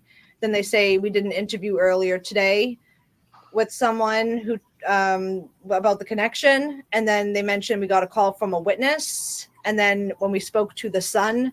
So that it seems like these are all different people that they spoke to. Okay, but you said that there was an alert that was put on her, Yeah. Cindy. What day was that alert put on her? The 29th? Yeah. Mm-hmm. And does anybody know, does an Ashanti alert go through both Carolinas or just North Carolina? Because what I'm wondering is if there was an alert put out on her and both Carolinas got that alert, somebody in the area could have seen that alert, and noticed this white truck with the license plate as the plate is brought up. Yeah. So I'm just wondering if the alert is what also brought the truck to the attention of whomever might have been in the area.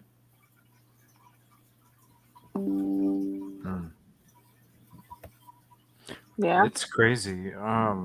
Let me look that up real quick. And I did hear that the only thing they had, the reason that they said that it appeared that she had been forced out of the house was only because of the things inside of the house, which was the purse, the wallet, the insulin.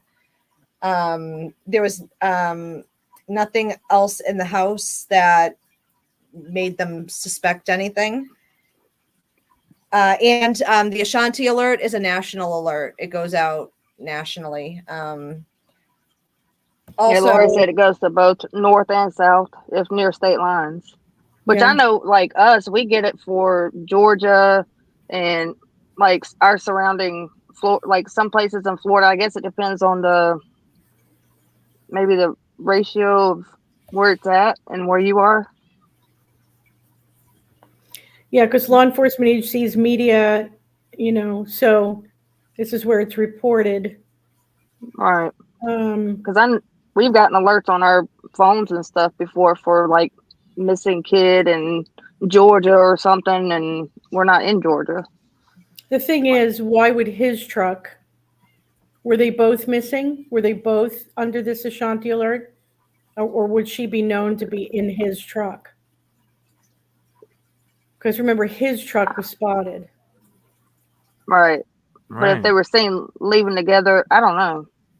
Yeah, and I guess the reason why she got that was because of the diabetes stuff, the insulin and stuff, but that was for weight loss. The detective says both of them are missing, but we believe she is under foul play. Not they, she. So I'm wondering if that's what made, maybe under this Ashanti alert, his truck was mentioned. I'd love to know. I'd love to see that alert. I wish we could see it. Oh. Well, I had looked at the NCIC and it had said that a couple of husband and wife are missing, Okay. and explain the truck. So Okay. So the alert said the truck. Okay. Yeah. And that's just a food for thought. I mean, it doesn't necessarily have to be that way.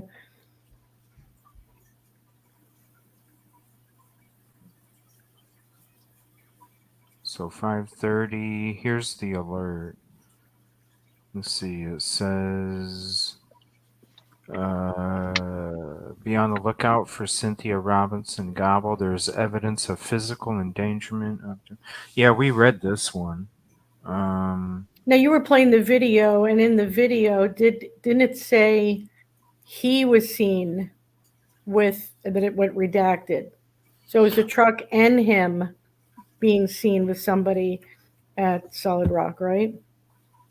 I'm talking about this alert. I read this from an article at the beginning. No. I'm talking about the video you guys were just playing. Didn't it in the 911 call? Didn't it say that? Didn't it say him and the truck were seen I by don't this know. witness? Yeah. Yeah, Mm-hmm. by the Okay. witness. Okay. Yeah. Okay. Let me see here. So there's physical endangerment, abduction, or kidnapping. Last seen in white t-shirt and tan pants. Let's see, believed to be traveling. Could be headed home in High Rock Lake area in Davidson County.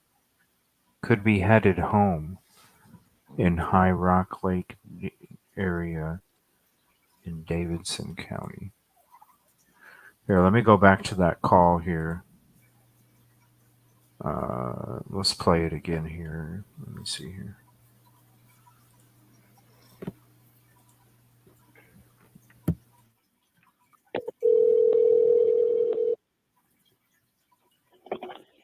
Myrtle Beach Police and Fire, this is Bree.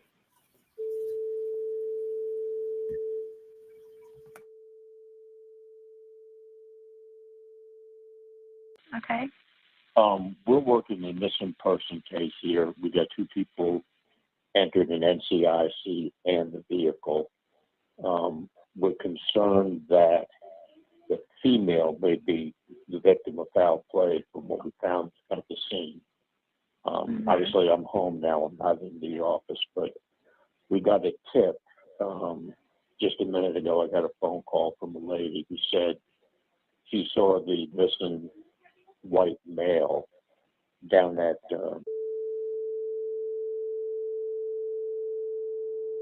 about 10, well, just about maybe 20 minutes ago now. Yeah, and I looked it up, and the lady gave me her name, number. She said another person saw him. She saw the vehicle that we have entered in NCIC. She said it was definitely him. He was talking. She wasn't exactly sure where it was, but the ministry is at 803 Howard Avenue, Myrtle Beach. And we did an interview today, and there's a connection with our male subject who's missing to and Myrtle Beach. So this may be good information. I was wondering, could we have someone, could you have an officer, if that's inside the city limits, check the church and look for that white vehicle? Yeah, okay. So the vehicle, what type of vehicle is it? Okay, it's going to be a 1997 white Ford F-250 with NC tag Y as in Young, V as in Victor, 1974. Okay. The subject, that vehicle's an NCIC. Okay. The subject that you saw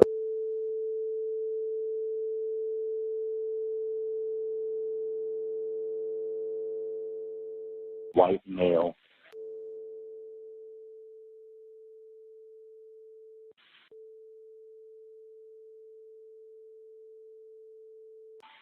Okay. White male. Why is that all Do you have a redacted? date of birth for him? White male, white male. I White male, white male, white male. How many times does he say that? Yeah. Sounds repeated.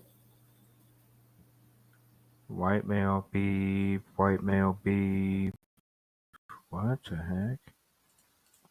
I don't have it on because I'm at the house. I'm not in the office. No, that's fine.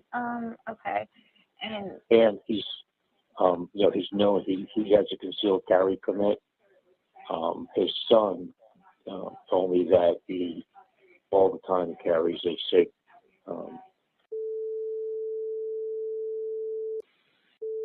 Why is this redacted? Why is this redacted? So Heavily redacted. they run up on him because we think the female may have met with outside. Okay. Whoa, so they were thinking foul play before he was even found? Which is weird. Because it was just him? According to the son, everything was fine. She was going there for dinner.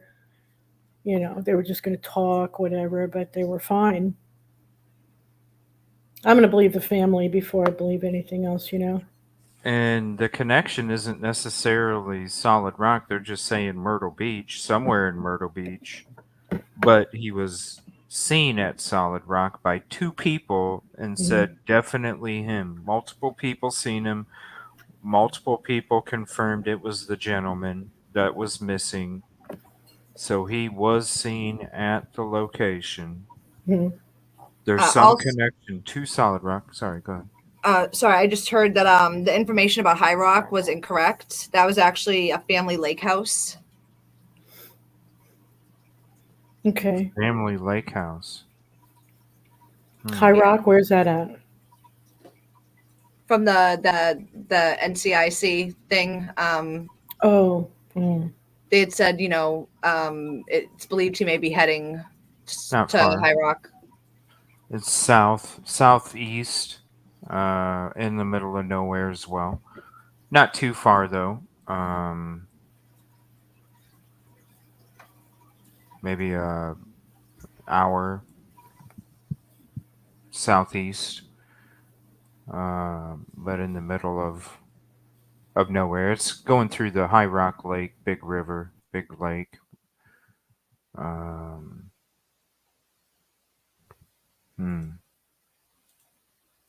All the way to Myrtle Beach, though. What's the connection? As well, or? Yes, ma'am. Crazy redacted. And his estranged wife.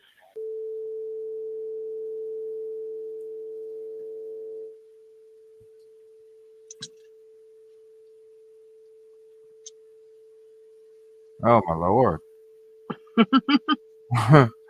It's like, hey, Pete. White female. Went through NCIC. Okay. And I'm sorry, what did you say agency you worked with? Davie, DAVIE, County Sheriff's Office. That's in Mocksville. MOCKSVILLE, North Carolina. Okay, and what was your name?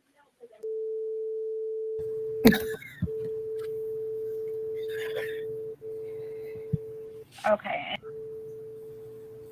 Okay, and he's just wanting them to go check the area to see if he can find them. What does he know already that is this redacted? That comes to this missing person's call to go check an area. Now, what I did find out is since this is Myrtle Beach, Danielle, you are allowed, and you paid for this, you are allowed to appeal and ask for an unredacted version. Of course, they're going to redact names, but an unredacted version of that 911 call. Yeah, I put that request in. Very good. Awesome. I can't wait to see what happens. Yeah, because that just don't even make no sense. Right. Like redacting okay right here. And craziest things. Right. Even hello is redacted. Yeah. It sounds to me like there's a hell of a lot of stuff that took place between when they left and he says possibly, like all the way down to Myrtle Beach. What did they know already before they found them? Kind of like somebody else we've heard about. They already knew the case before the case even started. Because I've never heard a redaction like this before in a 911 call or a call for a check. Uh, I've never heard it be this redacted. Um, because why would they need to redact what they're wearing, what their height is, the vehicle, like not that they did that with the vehicle, but you know what I'm saying, like all these little things, like yeah, they were carrying a flashlight, stuff like this, like you're not gonna redact it. So to me it sounds like they knew that something crazy was going down before they even found them. Well, yeah, Exactly. but why did they heavily? I know it was Horry County that handled the May 1st call, but my goodness, they didn't redact anything that Andy said. On that on a May 1st call, and this one is heavily redacted. And there was a Right. lot of stuff that neighbor said that was very damaging. Right. It is annoying, isn't it? All of the beeps. All right, we'll finish it up here. It's just I don't know what are they. They knew something. They had the way that he talks about him and her. They knew something. They knew was shady going. Yeah. Prior incidents, maybe. Could that be it? He's explaining prior incidents with the couple. Did they have incidents that were documented with police calls to the house and stuff, Was there a lot of that? Wait a Is he minute. I'll is be he right back, y'all. okay? But it's like 98% of the call. So I can't Right. imagine 98% of the call would be that. Maybe they had some previous incidences at the household, and that's what he was explaining. Maybe, hey, there was some previous incidents from this date and this date where this took place and this took place, and man, we really feel that she's in danger. Um, and then for him to show up by himself, why wouldn't she be in the truck with him? Well, the From the thing is, when did you request this again, Danielle? In August? Yeah, it was August 13th. Right. So if this was mid, okay, investigation, it would make sense. But it's very post conclusion of investigation by both counties, and she's requesting this. So why heavily redacted? What are you hiding? Or are you not hiding something, and the feds are saying, don't release this information? So these are the two things. And Myrtle Beach is so corrupt that the possibilities could go either way. Well, Katrina brings up a good question too. The daughter had major concerns to do a wellness check. Good point. What were the major concerns? Like I feel like this dude knew something. Like this to me, like if it was just him saying, "Hey, we got this information. We need you to go look around the city, a little bit, see if you see anything." This dude, the way it's redacted, seems like he's dropping some information like, look, this is how dire this situation is. Like, this is important. This isn't just drive around. We need you to really go look for this lady. Yeah. Was there a history? I just got a message from the son. He told me that there was nothing, no reports, nothing in the past. So, what was the daughter's major concern for the wellness check? And I think it was that the mother was staying with her for the time. So, and it did say didn't come that. home. So she did. Yeah, she didn't come home. They hadn't heard from her since the afternoon. Oh, that makes sense. And the phones were shut.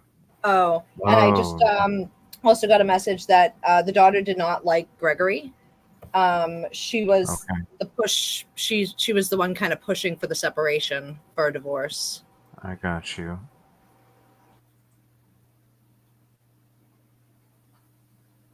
Huh.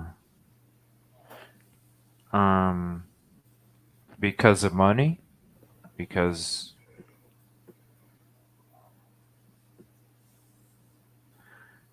hmm. Is the daughter living a different lifestyle since? I'll Does ask. she seem to be spending more money than she did before? Um, More lavish things?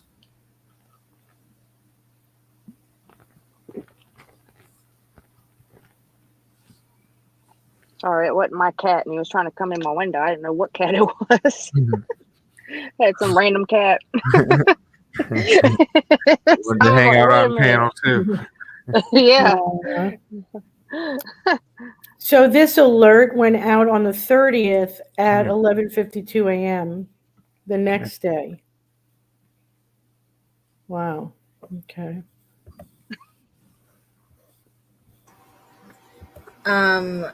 And I just heard back that it was something like only 2 or 3 hours that the daughter hadn't heard from Cindy. Yeah, that's kind of drastic. Unless she was supposed to come back at a certain time and she didn't make Well, it. were they the type that kept in touch a lot? Were they very close?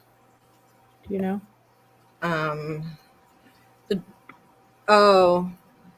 So the daughter wanted Cindy's money, but Greg wouldn't Yeah, allow it. yeah, yeah. Dude, oh my gosh. This is speculation. That Alleged. This is speculation. Cuz, a little while ago I was talking about how Cat. I mean, you guys get what I'm saying, right? I don't have to say it, do I? uh No, we know how to read through the lines. Setup. It was a setup. Allegedly. Cuz Maybe. Wink, wink. were they getting back together? Because if they're saying that there was no issues, there was no, were they on the verge of getting back together? Was this fight or flight when it comes to somebody with their own financial gain And involved? was it an abusive relationship? Like some were speculating, and that's why they were separating. No, I think Well, if she was going there to eat dinner every night, I can't see how it wouldn't be amicable. right. Right, I right. I think they were on the verge. Maybe there was some kind of false accusations and, something to separate them, and time goes by, you find out no, this wasn't true or whatever. You're starting to get closer, you're doing dates, you're having dinner together, you're about to probably move back in together, and all of a sudden there goes my ticket for the rest of my life because one of them is going to have what I want, and somebody's plan didn't work, and so there's a setup. What was the daughter's? Why would he be seen at Solid Rock, though? That's the crazy thing. Like, that's what doesn't make sense is the whole two people witnessing him at Solid Rock without her. It Yeah, doesn't. it would have Something. made more sense if it was just the truck, because I was going Right. along with you on that one. Right. Somebody else bringing it there, but Could him somebody. being seen really throws everything off. Well, but who says it wasn't at night? And who says somebody just saw an old guy with a ball cap and a mustache? Yeah, Man, it could have that's been definitely anybody. him when it could have Yeah. been anybody. Right. And I just Yeah. got a message that there was no abuse and that they were still acting like a married couple. So they were very amicable. Yeah, when you like just like, from earlier when I heard that she was pushing him away even though he didn't have nothing to do with it, to me that was telling me like I want to keep him at a distance. And That's why I asked, like, if she was feeding him information or if he was getting it from law enforcement, because I felt at that time earlier that she almost controlled some of the narrative of what necessarily took place. Right.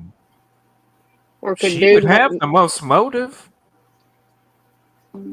Yeah. or could What it was be the like a reason why? What was the reason why they were separating in the first place? Do you know, Danielle? Will he tell you, the Right. son? What was the Um, problem?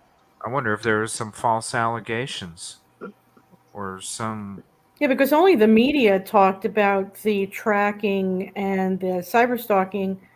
That wasn't in an actual document, right? no, no, but they were saying, you know, according to court documents, Ah, um, we're gonna have to go into court records. only close family knew about the divorce.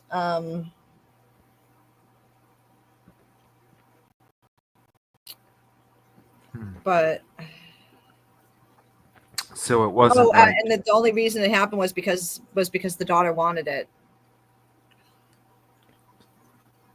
So the daughter wanted what now? The daughter the wanted them to divorce. get divorced because she wanted, you know, some of the money, and Oh, But okay. saw but Greg as a barrier.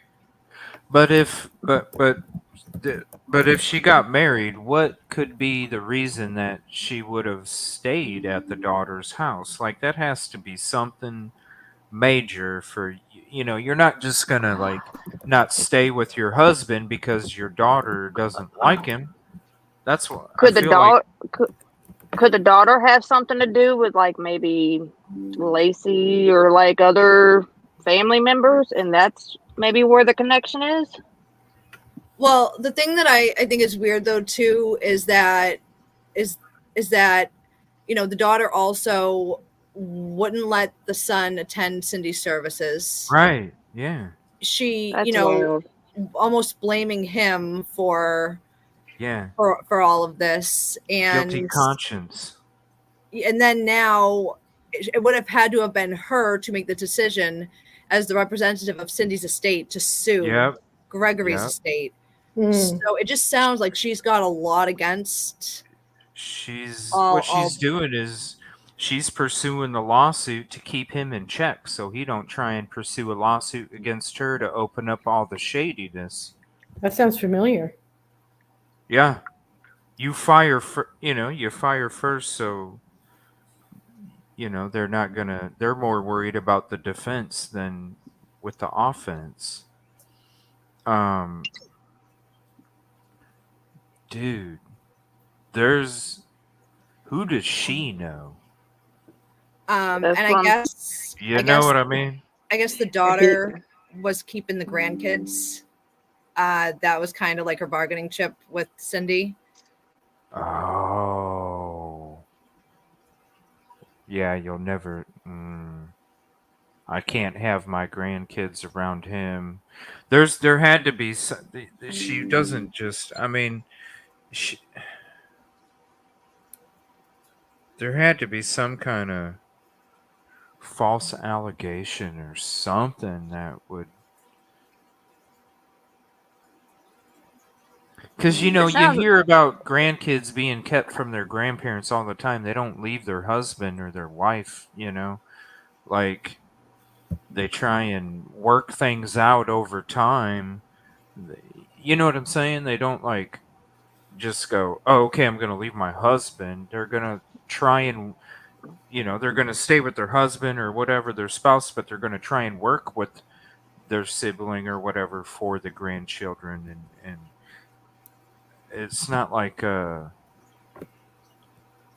Would Kendall be willing to at least basically Let's. describe what kind of personality the daughter has and her relationship with her mom? I'll ask Gregory's son. And probably it was narcissistic. requested to only refer as Gregory's son. I'm sorry. I'm so sorry. You didn't know. I didn't know that either. Forgive me, please. I just realized what I did. Okay. It's Gregory's son. Yes. Right. Everyone, I'll forget ask what I for a just said. description.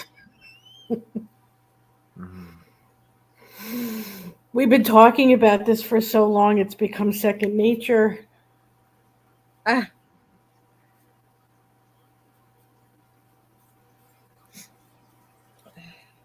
Yeah. So they would have had to. I still don't understand. It doesn't make sense him being seen at Solid Rock. Um, Yeah, but I mean, it's in somehow. but who says she doesn't know somebody that has the connection Somebody knows somebody. to there, and but there, it's not like you're there to create some kind of narrative or something just something don't I don't get the It just whole ain't Myrtle mathing. Beach thing. I don't get the whole Myrtle Beach thing. I really don't. Because, this kind of stuff, okay, if there's frictions going on and they're found 30 minutes away, something like that, you know. uh, But when it comes to the 4.5, 5 hour Myrtle Beach, like that's the biggest thing to me that just I don't get.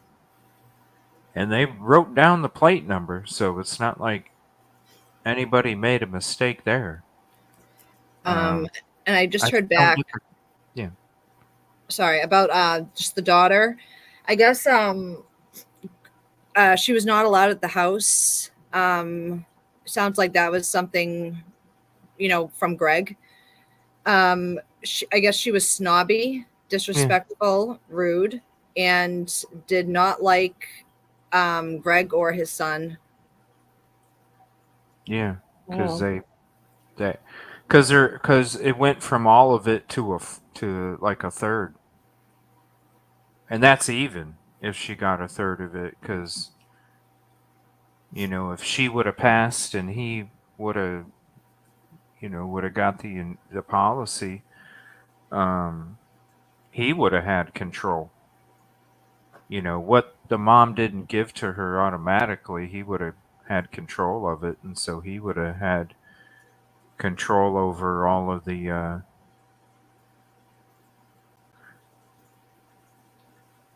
That's the to say there's no mo. That's the mo right there. The daughter, she's the one that has the most interest. You see the motive all over. It's oozing out. Right. And it's a small little area. You throw them an extra 20K, they're probably going to shut their mouth.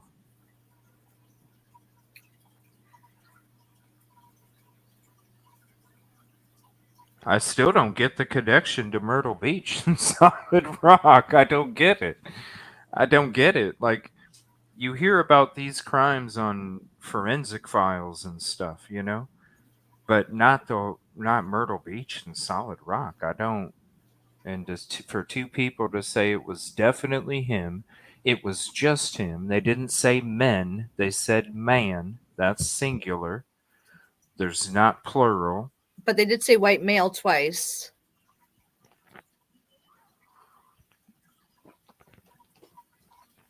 Maybe those were the two people that were the witnesses. Maybe that's why it's heavily redacted, is because he's talking about the witnesses and he's talking about the victim. Because they only seen one male, but state white male multiple times.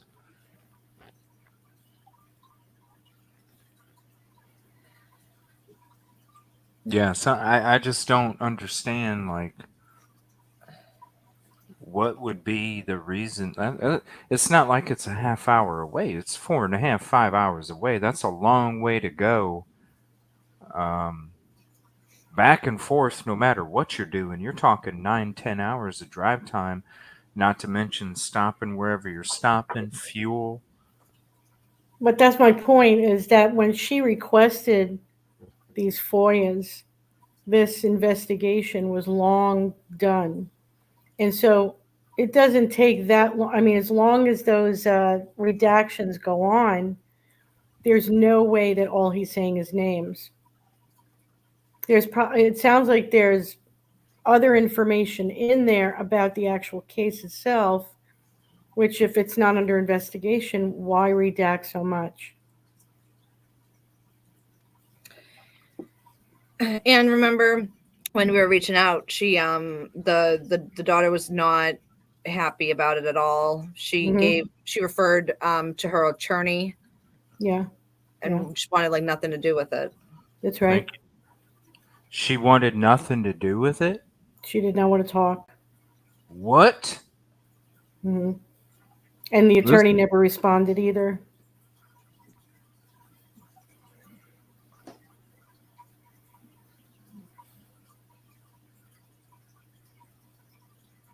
That's why I'm very curious about what kind of relationship they had. I'm sorry, Veronica. Oh, no, you're fine. I was going to let you know. I'm going to hop off for now, but I'll still be listening to the show. Okay. So, all right, bye. All right. Bye. All right. Bye. Thank you for hopping up. Appreciate you. Oh, thank you. Domestic Violence Awareness Month, September 24th. This is the daughter's Facebook. Yeah, I'm just wondering what kind of relation she had, Domestic violence awareness. Did she push her mother around, or was she, Look at all the domestic violence awareness stuff. It's all domestic violence awareness. Yeah. Look at this. It's all domestic violence awareness. Well, if you're trying to push a narrative, that's the way to do it.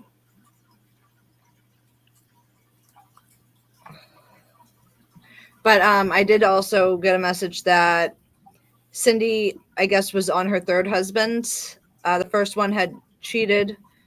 The second husband cheated and tried to kill her, but then he ended up self-unaliving himself. And then she married Gregory. And it also says that I guess she allegedly had been cheating on them. Oh, whoa. Well, now it's funny that it says that. I didn't want to say anything, but looking through her pictures, you can tell in the earlier pictures when they were together in Myrtle Beach, she looked like a happy housewife. Not that she looked horrible, it's just, and then the recent ones, she looks like she was doing some extra care, looking her top notch, like she's looking to attract. But I thought maybe I was just seeing things, but now you just confirmed it. So who's the boyfriend? Yeah, right? And was that a setup from the daughter? Like, was that an acquaintance of the... What the heck, man? It just, there's so many different... Oh, wait a minute. So she was an assistant teacher at the First United Methodist Church in Moxville from March 11, 2024 till present? Who is this that I'm looking at? This the daughter. Oh, well, there you go. Oh, wow. Well, there's your Methodist connection. And her rhetoric is very similar. I could tell you that much. Here. I'll show the screen again. Right here. Maybe he was set up.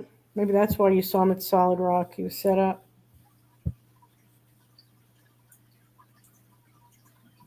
Oh.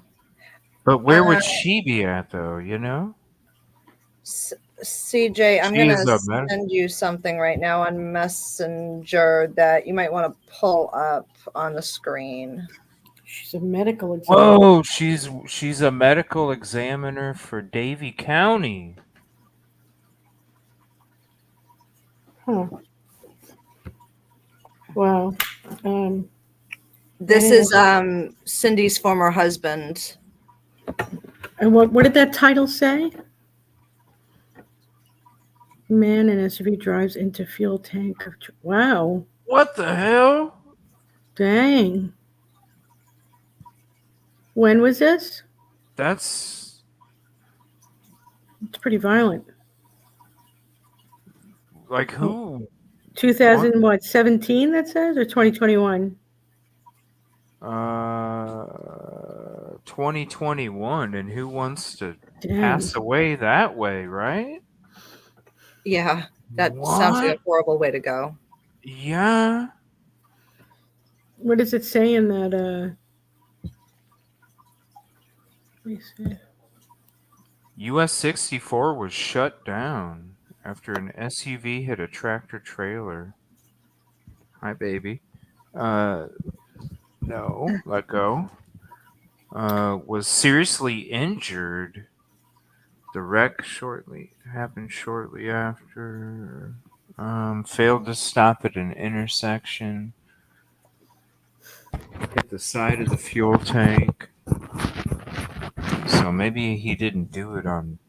Maybe he Maybe something just happened to his brakes. was not. Oh hell no. Let's see. 3 hours before the wreck. So deputies were looking for him. Before the wreck occurred, Davie County deputies were looking for him, who had been accused of attacking his wife with a knife at their home. The woman had minor injuries. So that's where all the domestic violence stuff's coming from on the daughter's page. Well, that's understood. Let me see. The several break-ins that occurred. That's someone. So okay. Well, I think that's a separate story. Yeah. Those are separate stories. Yeah.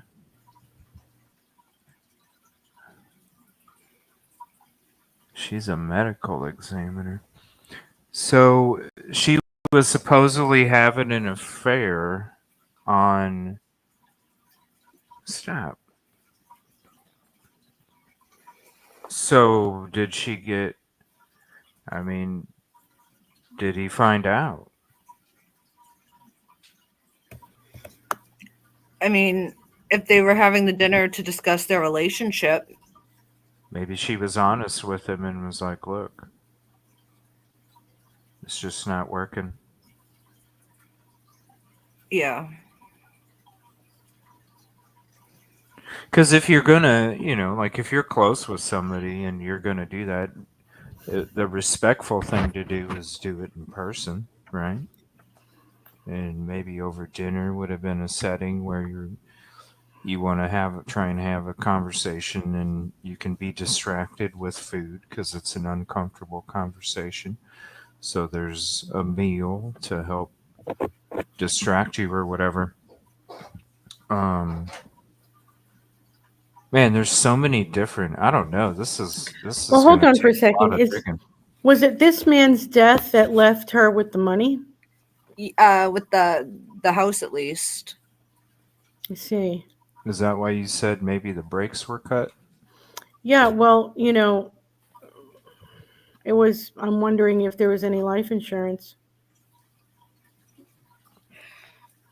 And I got a message that the domestic violence stuff that is on that the daughter's page, even though there's no like known instances of domestic violence, that is like the narrative that the daughter is trying to push, the DV stuff, and she's just saying it about Gregory.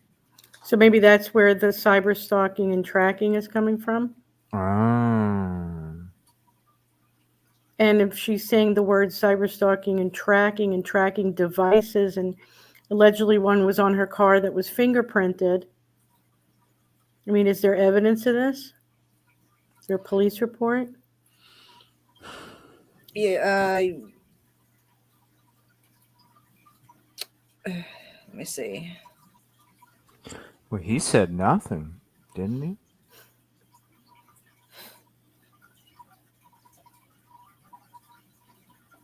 The son. He said there was no fingerprints, or he said there was nothing altogether.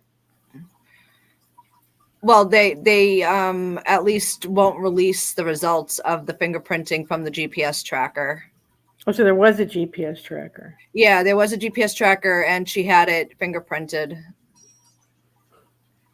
And Well, my guess is, if she was yeah. having it fingerprinted, Mhm. it sounds like it could be one of those situations of one person saying, "Oh, it must be this person doing it," and then that person saying, "Oh, it must be that person doing it," and maybe her trying to like get to the bottom of it. Well, that, or if the husband thought she was cheating, he puts a tracker on her car. You know, Right. cyber Confirms stalking could be that he's just looking at her social media, watching who she's talking to and stuff like that, and told her that. It's just funny how the rhetoric matches. Is very similar to people we know. So the cyber stalking was for the tracking device that Greg did place on her car to find out who she was seeing. Okay.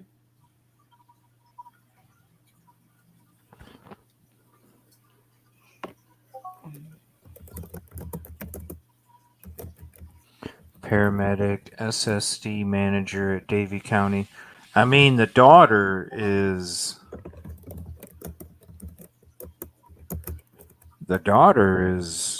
like credentialed like crazy. Do you have to be a doctor or like go to medical school to be a medical examiner? No. Oh. No, you can literally be quoted in. You can be an RN. Oh, that's right. That's right. Nurses can do it too. I forgot. Nurses can do, but to sign off, you have to be an MD.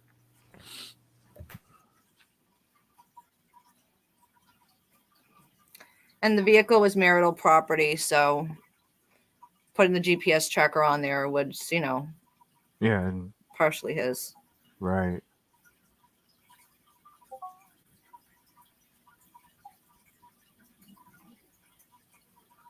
I mean, it seems like she just wanted her mama for herself. If that's the case, that's why are you able to ask his son about the relationship? How did they relate, the daughter and the mother, to each other? Was it a loving relationship? Was it a volatile relationship? I mean, and was she going to go back to him, or was she going to stick with the boyfriend too? Because, what if she was going to go back to the husband and the boyfriend got pissed? Or the husband could get pissed because she's staying with the boyfriend.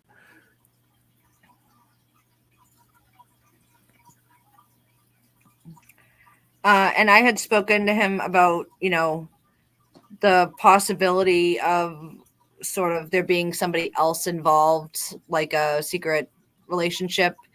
And he had told me before that he didn't know of that definitively. Like if there was like somebody that she was seeing consistently. She might have just been losing interest, and when you're with somebody married to them, you could sense it, so maybe that's what was happening.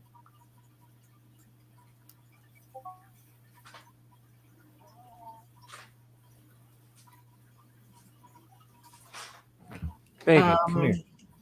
The daughter controlled the mom with the kids.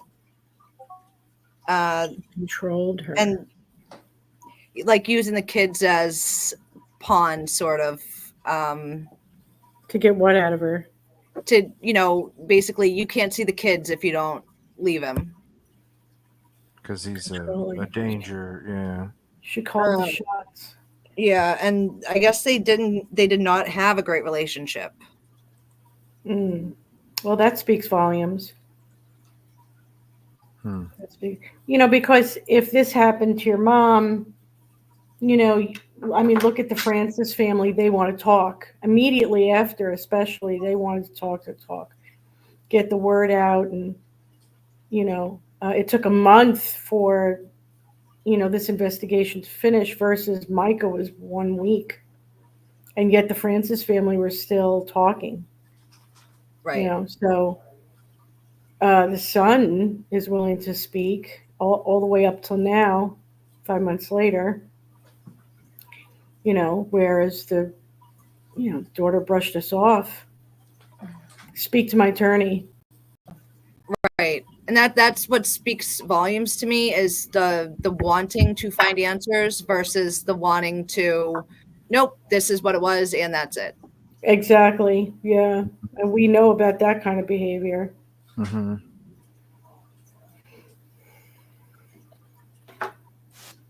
And once again, we don't know what brought him, to solid rock. That's the biggest thing to me. The Methodist connection is really making me very suspicious. 4.5, 5 hours away. Yeah, but there's something very big about the Methodist community, and there is a connection between North and South Carolina. And we found that out with the Dodson case.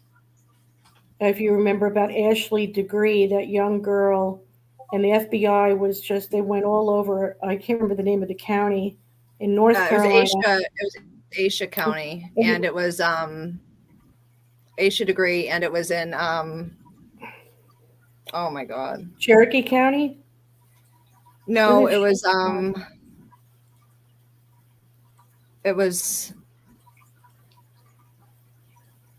and they were all over this county. They went to every one of this guy's properties. Well, P.S. While she's looking that up, his brother-in-law was a pastor for a Methodist church. This guy, Roy Lee Dodson, who passed away a week before Micah, and on his deathbed had a lot of confessions. A week before Micah, in South Carolina is where he died, and he was a massive part of the Methodist convention, they call it. And this young lady here seems to also be part of that Methodist connection, and so is the AME. The Randalls are part of that. And we know Randall calls the shots over there at Solid Rock. Let's be real. Well, check this out. This is, listen to what this news clip says. Okay. We begin tonight with alarming insight into the months before a local couple was found dead. Even anymore. Davis County deputies found Cynthia and Gregory Gobble. Investigators sent out an alert about Cynthia's disappearance yesterday. WFMY News 26 Norman joins us now after finding new information in court documents. Listen to That's this. right, Sydney. Isolation, volatility, New in court documents, new information. and cyber stalking. 3 allegations Cynthia Gobble said her husband Gregory Gobble was doing before they both went missing and were later found dead. It's all right here in these documents. Documents that also state Cynthia was in the process of legally separating herself from Gregory. Documents from the Davie County Courthouse show that the Gobble's marriage was coming to an end. Towards the end of March, Cynthia Gobble filed for a court-ordered legal separation from Gregory Gobble, the type of separation called divorce from bed and board. Court documents give insight into what led up to this. They say he attempted to isolate her from her family, particularly her daughter and grandchildren. He had a violent temper and could become volatile towards Cynthia on a frequent basis. The documents say his frequent violence and instability caused Cynthia emotional distress. It also mentions that sometime after getting married in 2012, Gregory moved into the home Cynthia's now deceased ex-husband owned and declined to work or contribute to living expenses. The documents go on to say he made Cynthia feel as if she had no legal remedies or ways out of the marriage, and that she was, quote, stuck with him whether she wants to continue the marriage or not. One of the last reasons was that on or around March 31st of this year, Cynthia alleged Gregory of cyberstalking her by putting a tracking device on her car. The documents show she was still in the process of finding out who owned that tracking device, even going as far as having it fingerprinted. The court ruled that Cynthia was entitled to immediate and exclusive ownership of the home they shared on Country Lane for years. Woo! I mean, that's a lot of stuff right there. I mean... Yeah, but it's something, again, doesn't make sense. If you look at Micah's case, and it's the same accusations, Micah was walk away. She was doing everything she could to get away from him. why go and eat dinner with him every night if this is the accusation? No, it was they just said it was basically done. She was about to get awarded the house, sole possession. According to the documents they were talking about, Right. the marriage was done. No, but okay, but am I right, Danielle? So She was going there every night to have dinner with him. Right. They, yeah, like it was that's the, what was filed in those court documents that could have been her, pacifying the daughter's demands. Ah, makes sense. Once again, the daughter comes and arises again. Okay. Interesting. Yeah. mm, it was basically done. She's about to get the house. Uh, I mean, who knows if this person was really doing these things and you're trying to, if anybody's been in a relationship where you're trying to back away from a nutball, sometimes you got to take it a little slow. You know what I'm saying? I mean, Yeah. you do. You know, it may be uncomfortable. It may, do you want to do it? No, but it's like, all right, let me just lay you down easy here because it's about to get crazy if we don't. Like, you're about to lose a roof over your head. You're not going to own the vehicle. You're going to lose the car, the home. You're going to be out on the street. He was, not her. Yeah, that's what I was saying. Yeah, so Yeah, again, because that's the other part of the complaint doesn't make sense either. You're stuck with me whether you like it or not. Why? The one with the gold rules. that's what he was telling her. Yeah. Well, he was telling her you're not, you can't get Yeah, away you're from me. not going anywhere. Yeah, you're Yeah. stuck. You're stuck. The one with the gold rules. She don't want to be stuck with him. She doesn't have to be stuck with him. You know what I mean? Like that's what JP used on Micah was the money, or at least, you know, trying to Oh, maybe. manipulate it. It sounds to me like she was afraid, and Afraid of what? instead of saying no, we're done because of what was already taking place, she was like, "Look, I gotta drag this thing out. Otherwise, this dude's gonna do." Maybe she was afraid for her life, Or and that's why. passive. Maybe she was a That's passive type. yeah, like that's why she was. No, it's it's the what is it? The cost to benefit. It Mm. might cost me a little more time because I got to go slower, but the benefit in the long run is going to be better than if I would have just chopped it off quick. Right. And I Because of spent time like thinking about this because I when I was like looking into everything, I did not know what I had happened upon, and the last thing I wanted to do was potentially defend somebody who could very well be a JP in the world. Mm. But right. What's it called? But I just got a response back that that a temper was not a thing. If they got the divorce due to her having the house, if they got the divorce due to her having it before the marriage. Right. Also, the refuse to work thing did not happen. He had another house to live in, and he also had other vehicles to drive. And I did come across So that he trained a canine, the first canine from Oxville PD, okay. the first drug sniffing. Here's So my false question. narratives then. Here's my question. If he had another house, then why was he staying in her house and she had to go stay at the daughter's? Why didn't he go Good stay at question. Why Yeah. didn't he go stay at his other house and she got to stay in her house? Good question. Yeah. Because to me, if you're getting separated and you own another house, why would the mom go stay with the daughter? Wouldn't she want to stay in her own home? Yo, look, bro, you got another house. You get out. You go stay at the other house. And that might have been the lake house that they were referring to. And I mean, geographically speaking, if that was a bit of a distance and they were still seeing each other every day, then maybe it does make sense. Okay.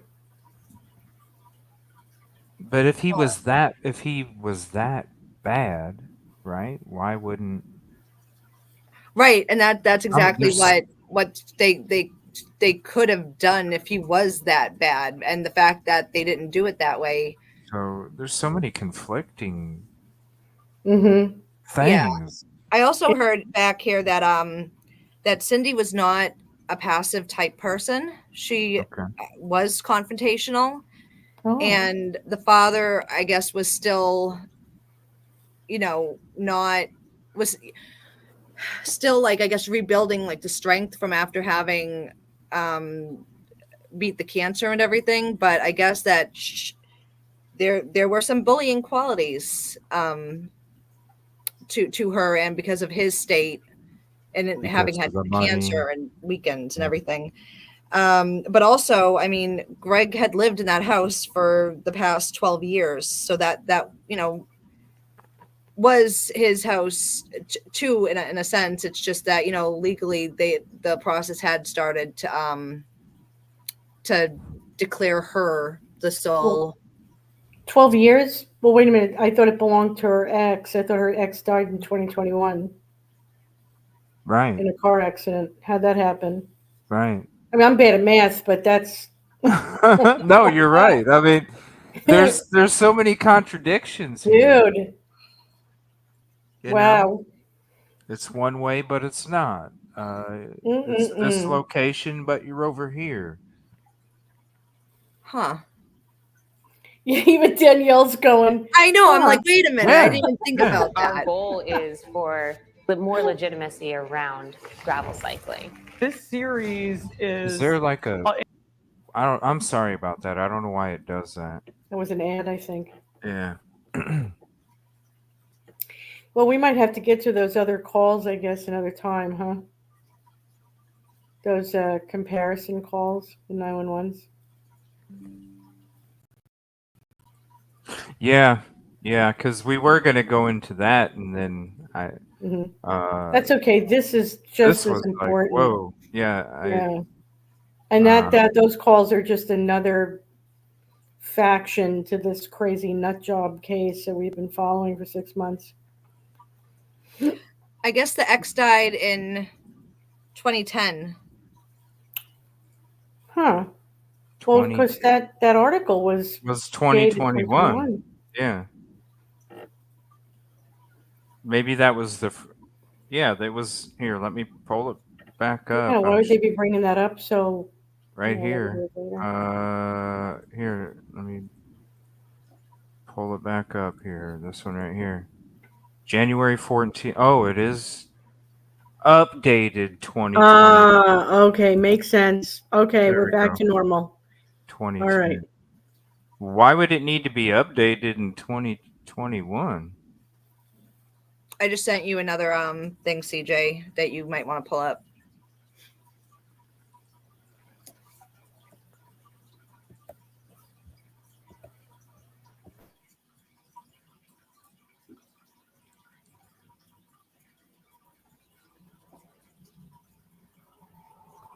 Yeah, 2010.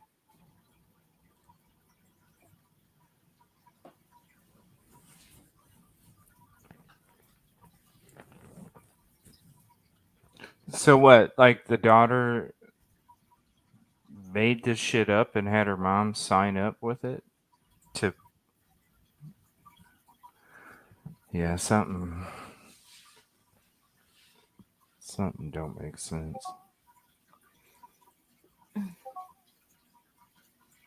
Something don't make sense. And that's the thing, is like it was so much like the Micah's case, where it's like everything you look at, it just unpeels another layer. It just goes deeper and deeper, and you have more questions with everything that kind of comes up. Yeah.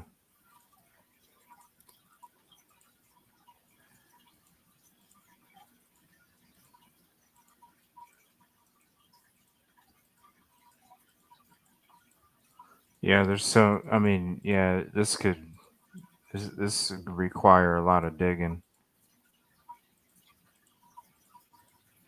A lot of digging. And they were only married for how long?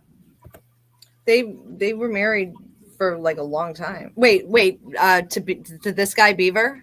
Yeah.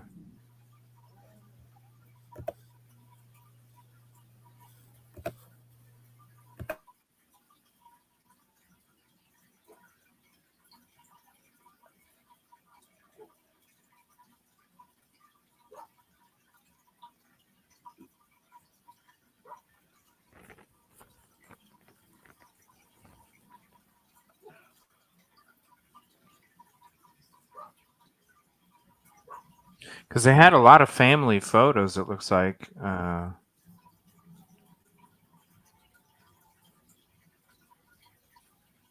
But then all of a sudden it just went to them two. I'm looking through the photos right now.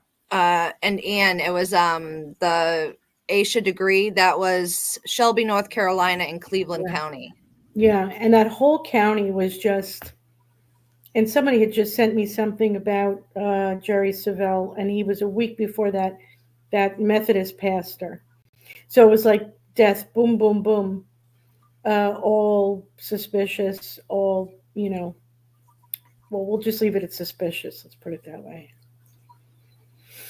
And now this couple added to the list. And the person I'm in communication with does not know how long Cindy and the ex were married for, but I guess Cindy's son has millions of dollars. Millions.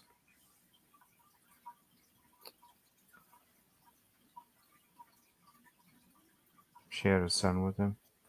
She has a son and a daughter, and then Gregory has a son. Oh, so there's another kid involved in this that's not even talking at all. Yeah, there's a few. I was flipping through the pictures and I saw like 4 or 5 kids in a bunch of them. Bunch of family photos, like 4 or 5 kids with them.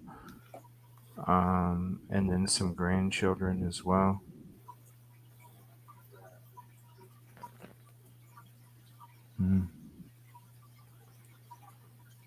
Let's see. Whoops. Yeah. Josh and Brandy are Cindy's kids.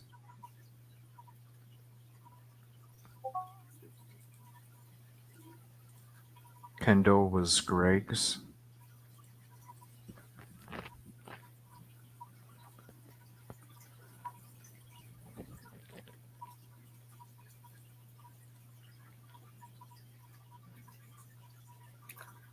I just sent you something. I guess the son is a content creator. What?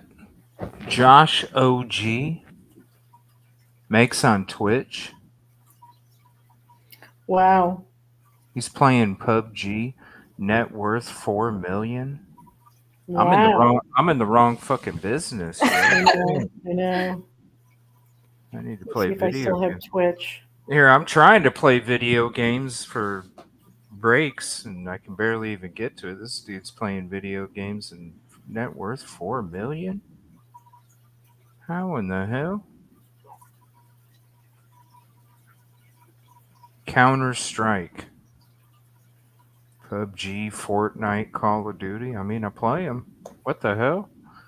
He joined the streaming world in 2014. No, I don't have Twitch here. What the hell, dude?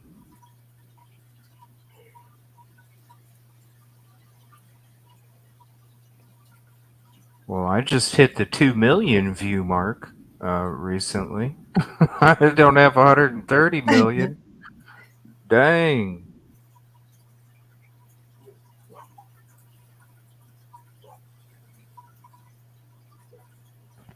Wow. So he makes a bunch of money just playing games. Wow.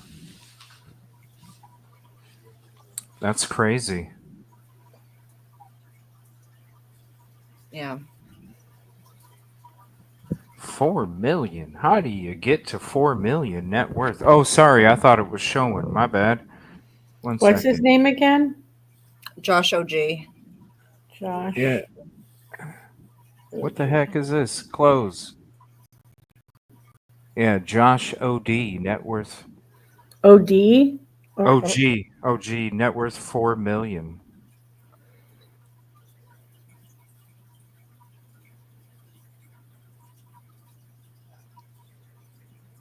As of the one I last year. have has 1.7 million followers. This must be him. Yep. Yeah, because during last year it said 1.8. What's his right what's here. his profile pic look like? It's probably Oh, him. then this is him. This is him. Okay. Yeah. 1 point.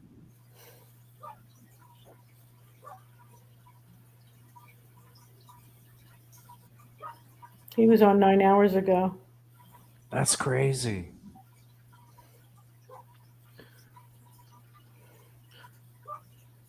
Oh, it's nothing. It was just 2 million total views. It's nothing special. It's nothing. It's just I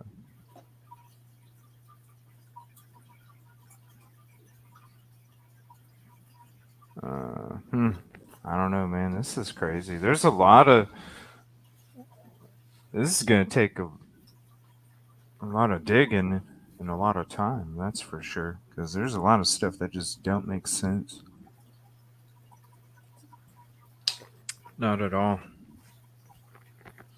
Yeah, we'll we'll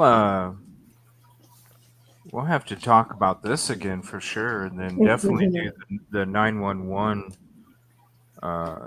stuff in another show because I definitely want to get to that. But I know it's getting late already. Yeah, and you're gonna, and I don't know how many of the people in your audience have heard that. I'm sure one or two, but it's just gonna, like this, is gonna blow everyone's mind. What's the connection to Myrtle Beach and Solid Rock? I mean, 5 hours away. And for just there, it wasn't two people, it wasn't a couple, it wasn't a man and a woman, it was a man. Just him. A man, yeah. Did you finish playing the 911 call? Here, let me flip back over. There's still a few minutes of that too. And here's the link for the 911 call. Go show her some love on this too. Here's the link again. All right, so we're at the 5-minute mark. All right. I will send officers out there, and I will have them give you a call back with findings. Okay. Yeah, she said she was positive that she saw him, and somebody else was with her. She gave me her name and number. If we had any questions, you call her back. Well, somebody else was with him. With her. Oh, with her. And she gave her. So the two witnesses are the two people that were there together. So it was a. Oh, I guy. see. I see. So the witness was a female that he's talking about. That she saw him. Yeah, she said that she was positive that she saw him, and somebody else was with her. If we had any questions. Okay. Just if somebody was willing to talk about it. There had to be. How would they know to contact them too? Because there's a lot of people. Like no matter what time of night it is, there's a lot of people that walk around Solid Rock and jog and ride bike and the go-kart, the golf carts.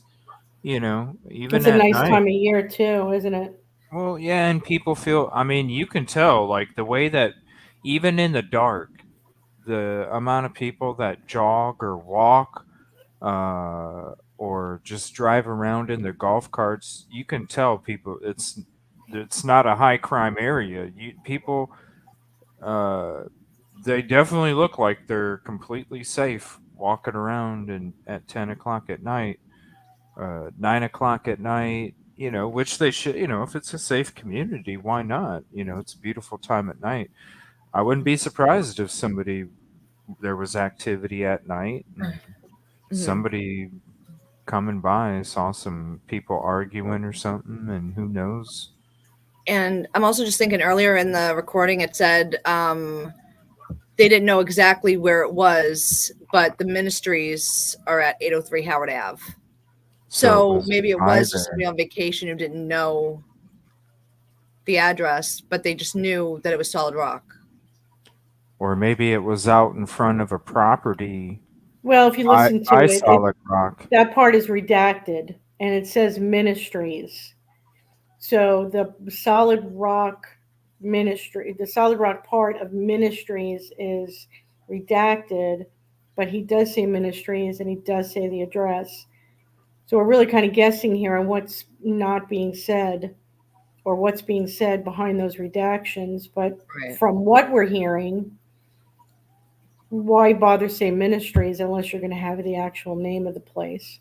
Well, maybe it was just that was a landmark that they could refer to, close to the area that an altercation took place at. Maybe it was at a house down the street. Well, I was just going to say that, to say 803. Now you know better than anybody. There's really nowhere else to park. If you're seen at Solid Rock, you're most likely parked in their parking lot. There's no other parking lot. If it was across the street at that school, they'd say at that school. There would be no reason to bring Solid Rock into the conversation. There's the school, and on the other side, it's residential. Right, so and then there's also said by the detective it could be that a he was landmark. talking to somebody. We don't know who that is either because, once again, they went into redaction. Yeah, I mean, I could tell you right now, I know Solid Rock's address is 803 Howard Avenue. I couldn't tell you any other addresses around there. I couldn't even tell you the side street of a house that's a block down the street north in the residential area. I couldn't even tell you an address, but I could tell you it's by Solid Rock. So I don't know. I'll play the rest of it. I'm going to really kind of go through this a bunch on my own and really see is it a landmark kind of thing? This is the only place, because I don't know anything else other than the airplanes that are off the side of the road when you're turning off the highway to go to Solid Rock to Pampas Drive or whatever. That road there. Other than that, I don't really know any other landmarks. There's a lot of they're not saying by anything. He's saying at, and it's redacted. And then it says ministries, and then he goes 803 at 803. So he's basically. I thought he said buy or something. Didn't he say buy it or something? No, no. What did they say? Yeah, I'll go in through it a bunch. Here, I'll just play it from the beginning, and we'll just let it play the whole time. And yeah, that's a good. And then here's the link for you guys again. Go show her some love for this here. All right, let's play this here. Welcome to Voices for Justice with Danielle.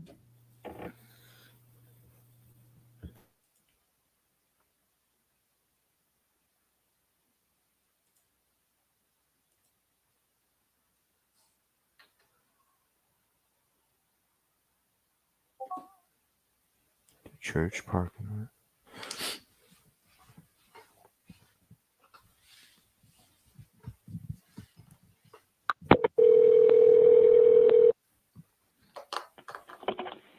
Myrtle Beach Police and Fire, this is Bree.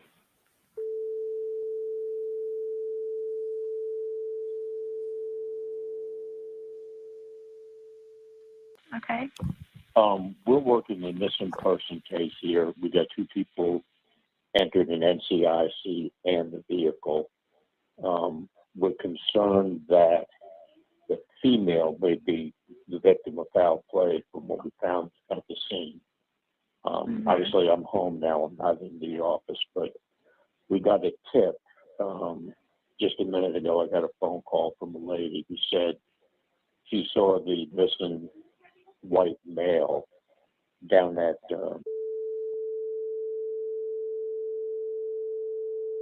about 10, well, just about maybe 20 minutes ago now.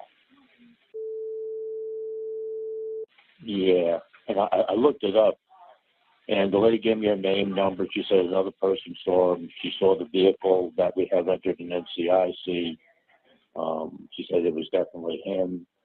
He was talking. She wasn't exactly sure where it was, but the ministry is at 803 Howard Avenue, Myrtle Beach. And we did an interview today, and there's a connection with our male subject who's missing to in Myrtle Beach. So this may be good information. I was wondering, could we have someone, could you have an officer, if that's inside the city limits, check the church and look for that white vehicle? Yeah, okay. So the vehicle, what type of vehicle is it? Okay, it's going to be a 1997 white Ford F-250 with NC tag Y as in Young, V as in Victor, 1974. Okay. The subject, that vehicle's an NCIC. Okay. The subject that you saw. He's in church.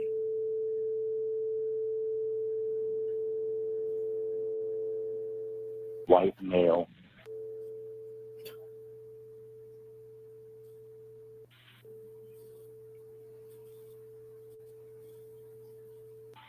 Okay. White male. Do you have a date of birth for him? I don't have it on because I'm at the house. I'm not in the office. No, that's fine. Okay. And he's he's known he has a concealed carry permit. His son told me that he all the time carries a SIG.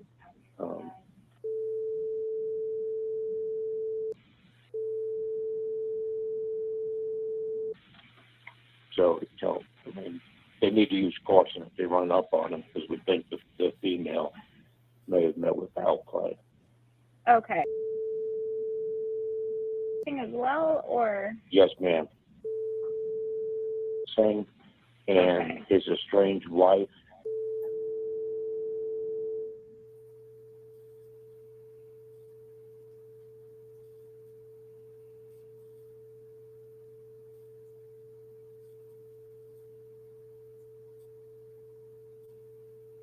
White female.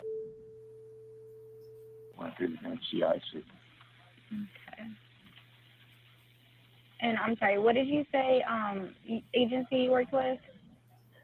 Davie, D-A-V-I-E, County Sheriff's Office. That's in Mocksville. M-O-C-K-S-V-I-L-L-E, North Carolina. Okay, and what was your name?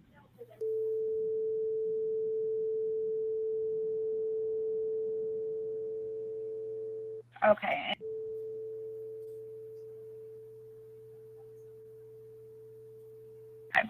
All right. I will send officers out there, and I will have them give you a call back with findings. Okay. Yeah, she said she was positive that she saw him, and somebody else was with her. She gave me her name and number. If we had any questions, you call her back. Okay. Sounds good. Yep, I just was able to pull up the NCIC stuff with it also. Okay. Okay, ma'am. Thank you. I'll be waiting for a call. Yep, sounds good. I will have an officer give you a call back with findings. It'll come from a blocked or a private number, okay? Okay, thank you. Thank you. Bye-bye. The North Carolina Center for Missing Persons issued an Ashanti alert for 60-year-old Cynthia Gobble Thursday morning. An Ashanti alert is when an adult under 64 has been identified as missing with a disability or in involuntary danger, such as an abduction or kidnapping. The Davie County Sheriff's Office says 59-year-old Gregory Gobble is a person of interest in this case.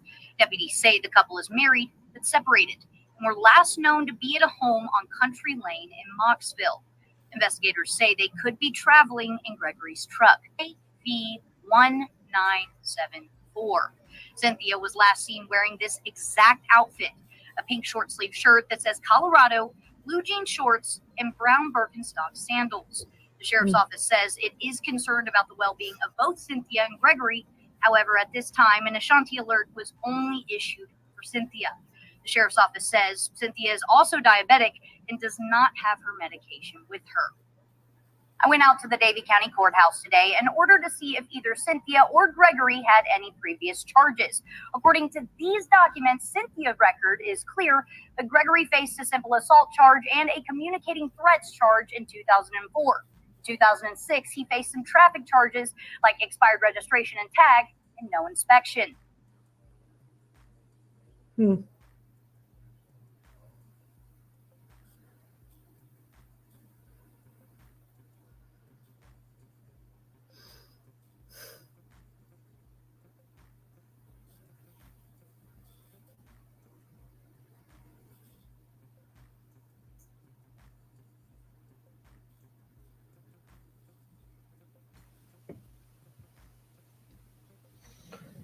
Yeah, there's a lot of stuff that don't make sense. Sorry, she was eating my microphone a minute ago. I had to take it out. Yeah, this oh, there she goes again. Oh, is she on your shoulder? Yeah, she's back here, just chilling on my shoulder. It's hard to see her because of the screen share, but she loves attacking the cord. But man, good stuff. This right here too. I don't know, just it looks weird. Offender, kidnapping, victim, kidnapping. I don't know, a lot of weird contradictions. Yeah. Definitely gonna have to talk about it some more. It doesn't make sense. Yeah. But I want to say thank you all for hopping up. I appreciate it. Thank you, Steven, too. I know he said he was having some issues there. I appreciate you hanging out as well. Drop the links in the chats. Go sub up if you're not subbed. Definitely go show some love on the video here. I'll drop the link in the chat again. And thank you all for hanging out tonight too. It was interesting. I just, like I said, I was done with my stuff last night, and then I seen that video pop up on my feed, and I was like, "What is this?" And Yeah. I was like, "What the heck?" Yeah, and then a whole bunch of people were sending stuff to me. I'm like, "What the heck is this?" So I appreciate you taking the time too to explain everything and answer any of the questions. And thanks to the Sun as well for their assistance. Yeah, thanks for having me on. Yeah, no, definitely definitely have to do it here. I got a lot of things coming up in the next few days, but maybe after that we can all get together again and kind of go through this some more. Okay. For sure, and get to those 911 stuff too, Ann. Absolutely. Both of those too. So yeah, thank you all very much. I appreciate you guys hanging out so late, and have a peaceful, positive evening. We got a lot of stuff coming for you tomorrow. I'm going to be working on another case too for the next, actually tomorrow, most of the day probably. I'm going to be working on that, and then we'll be back tomorrow night for another show. We're going to have Kylie on. I think we're going to do members only tomorrow, so it might do members only and maybe like a hangout after that, just kind of hang out and end the night.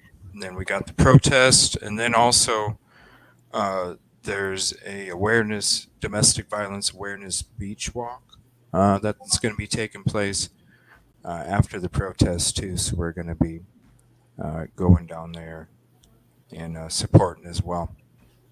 But again, I want to say thank you all. Please hit the like if you haven't yet. If you're not subscribed here or you're not subscribed at the other channels, please consider doing so. We really appreciate it because without you, we wouldn't be able to do of what we're doing. So thank you, ladies, again. Appreciate you so much. Thank you, And CJ. God Thanks. bless everybody. yeah, and we'll see you tomorrow. I appreciate you guys. Thank you so much. Good All right, night. good night. Good night. That was good stuff. Appreciate it, you guys.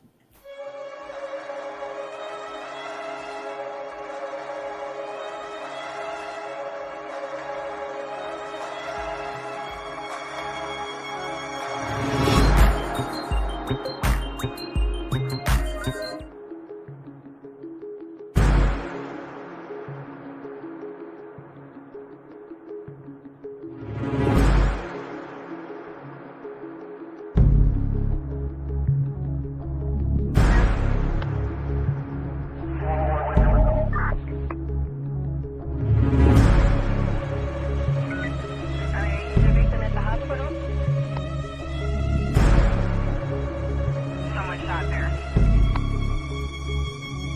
Alright, do you need us to take pictures of is it domestic related?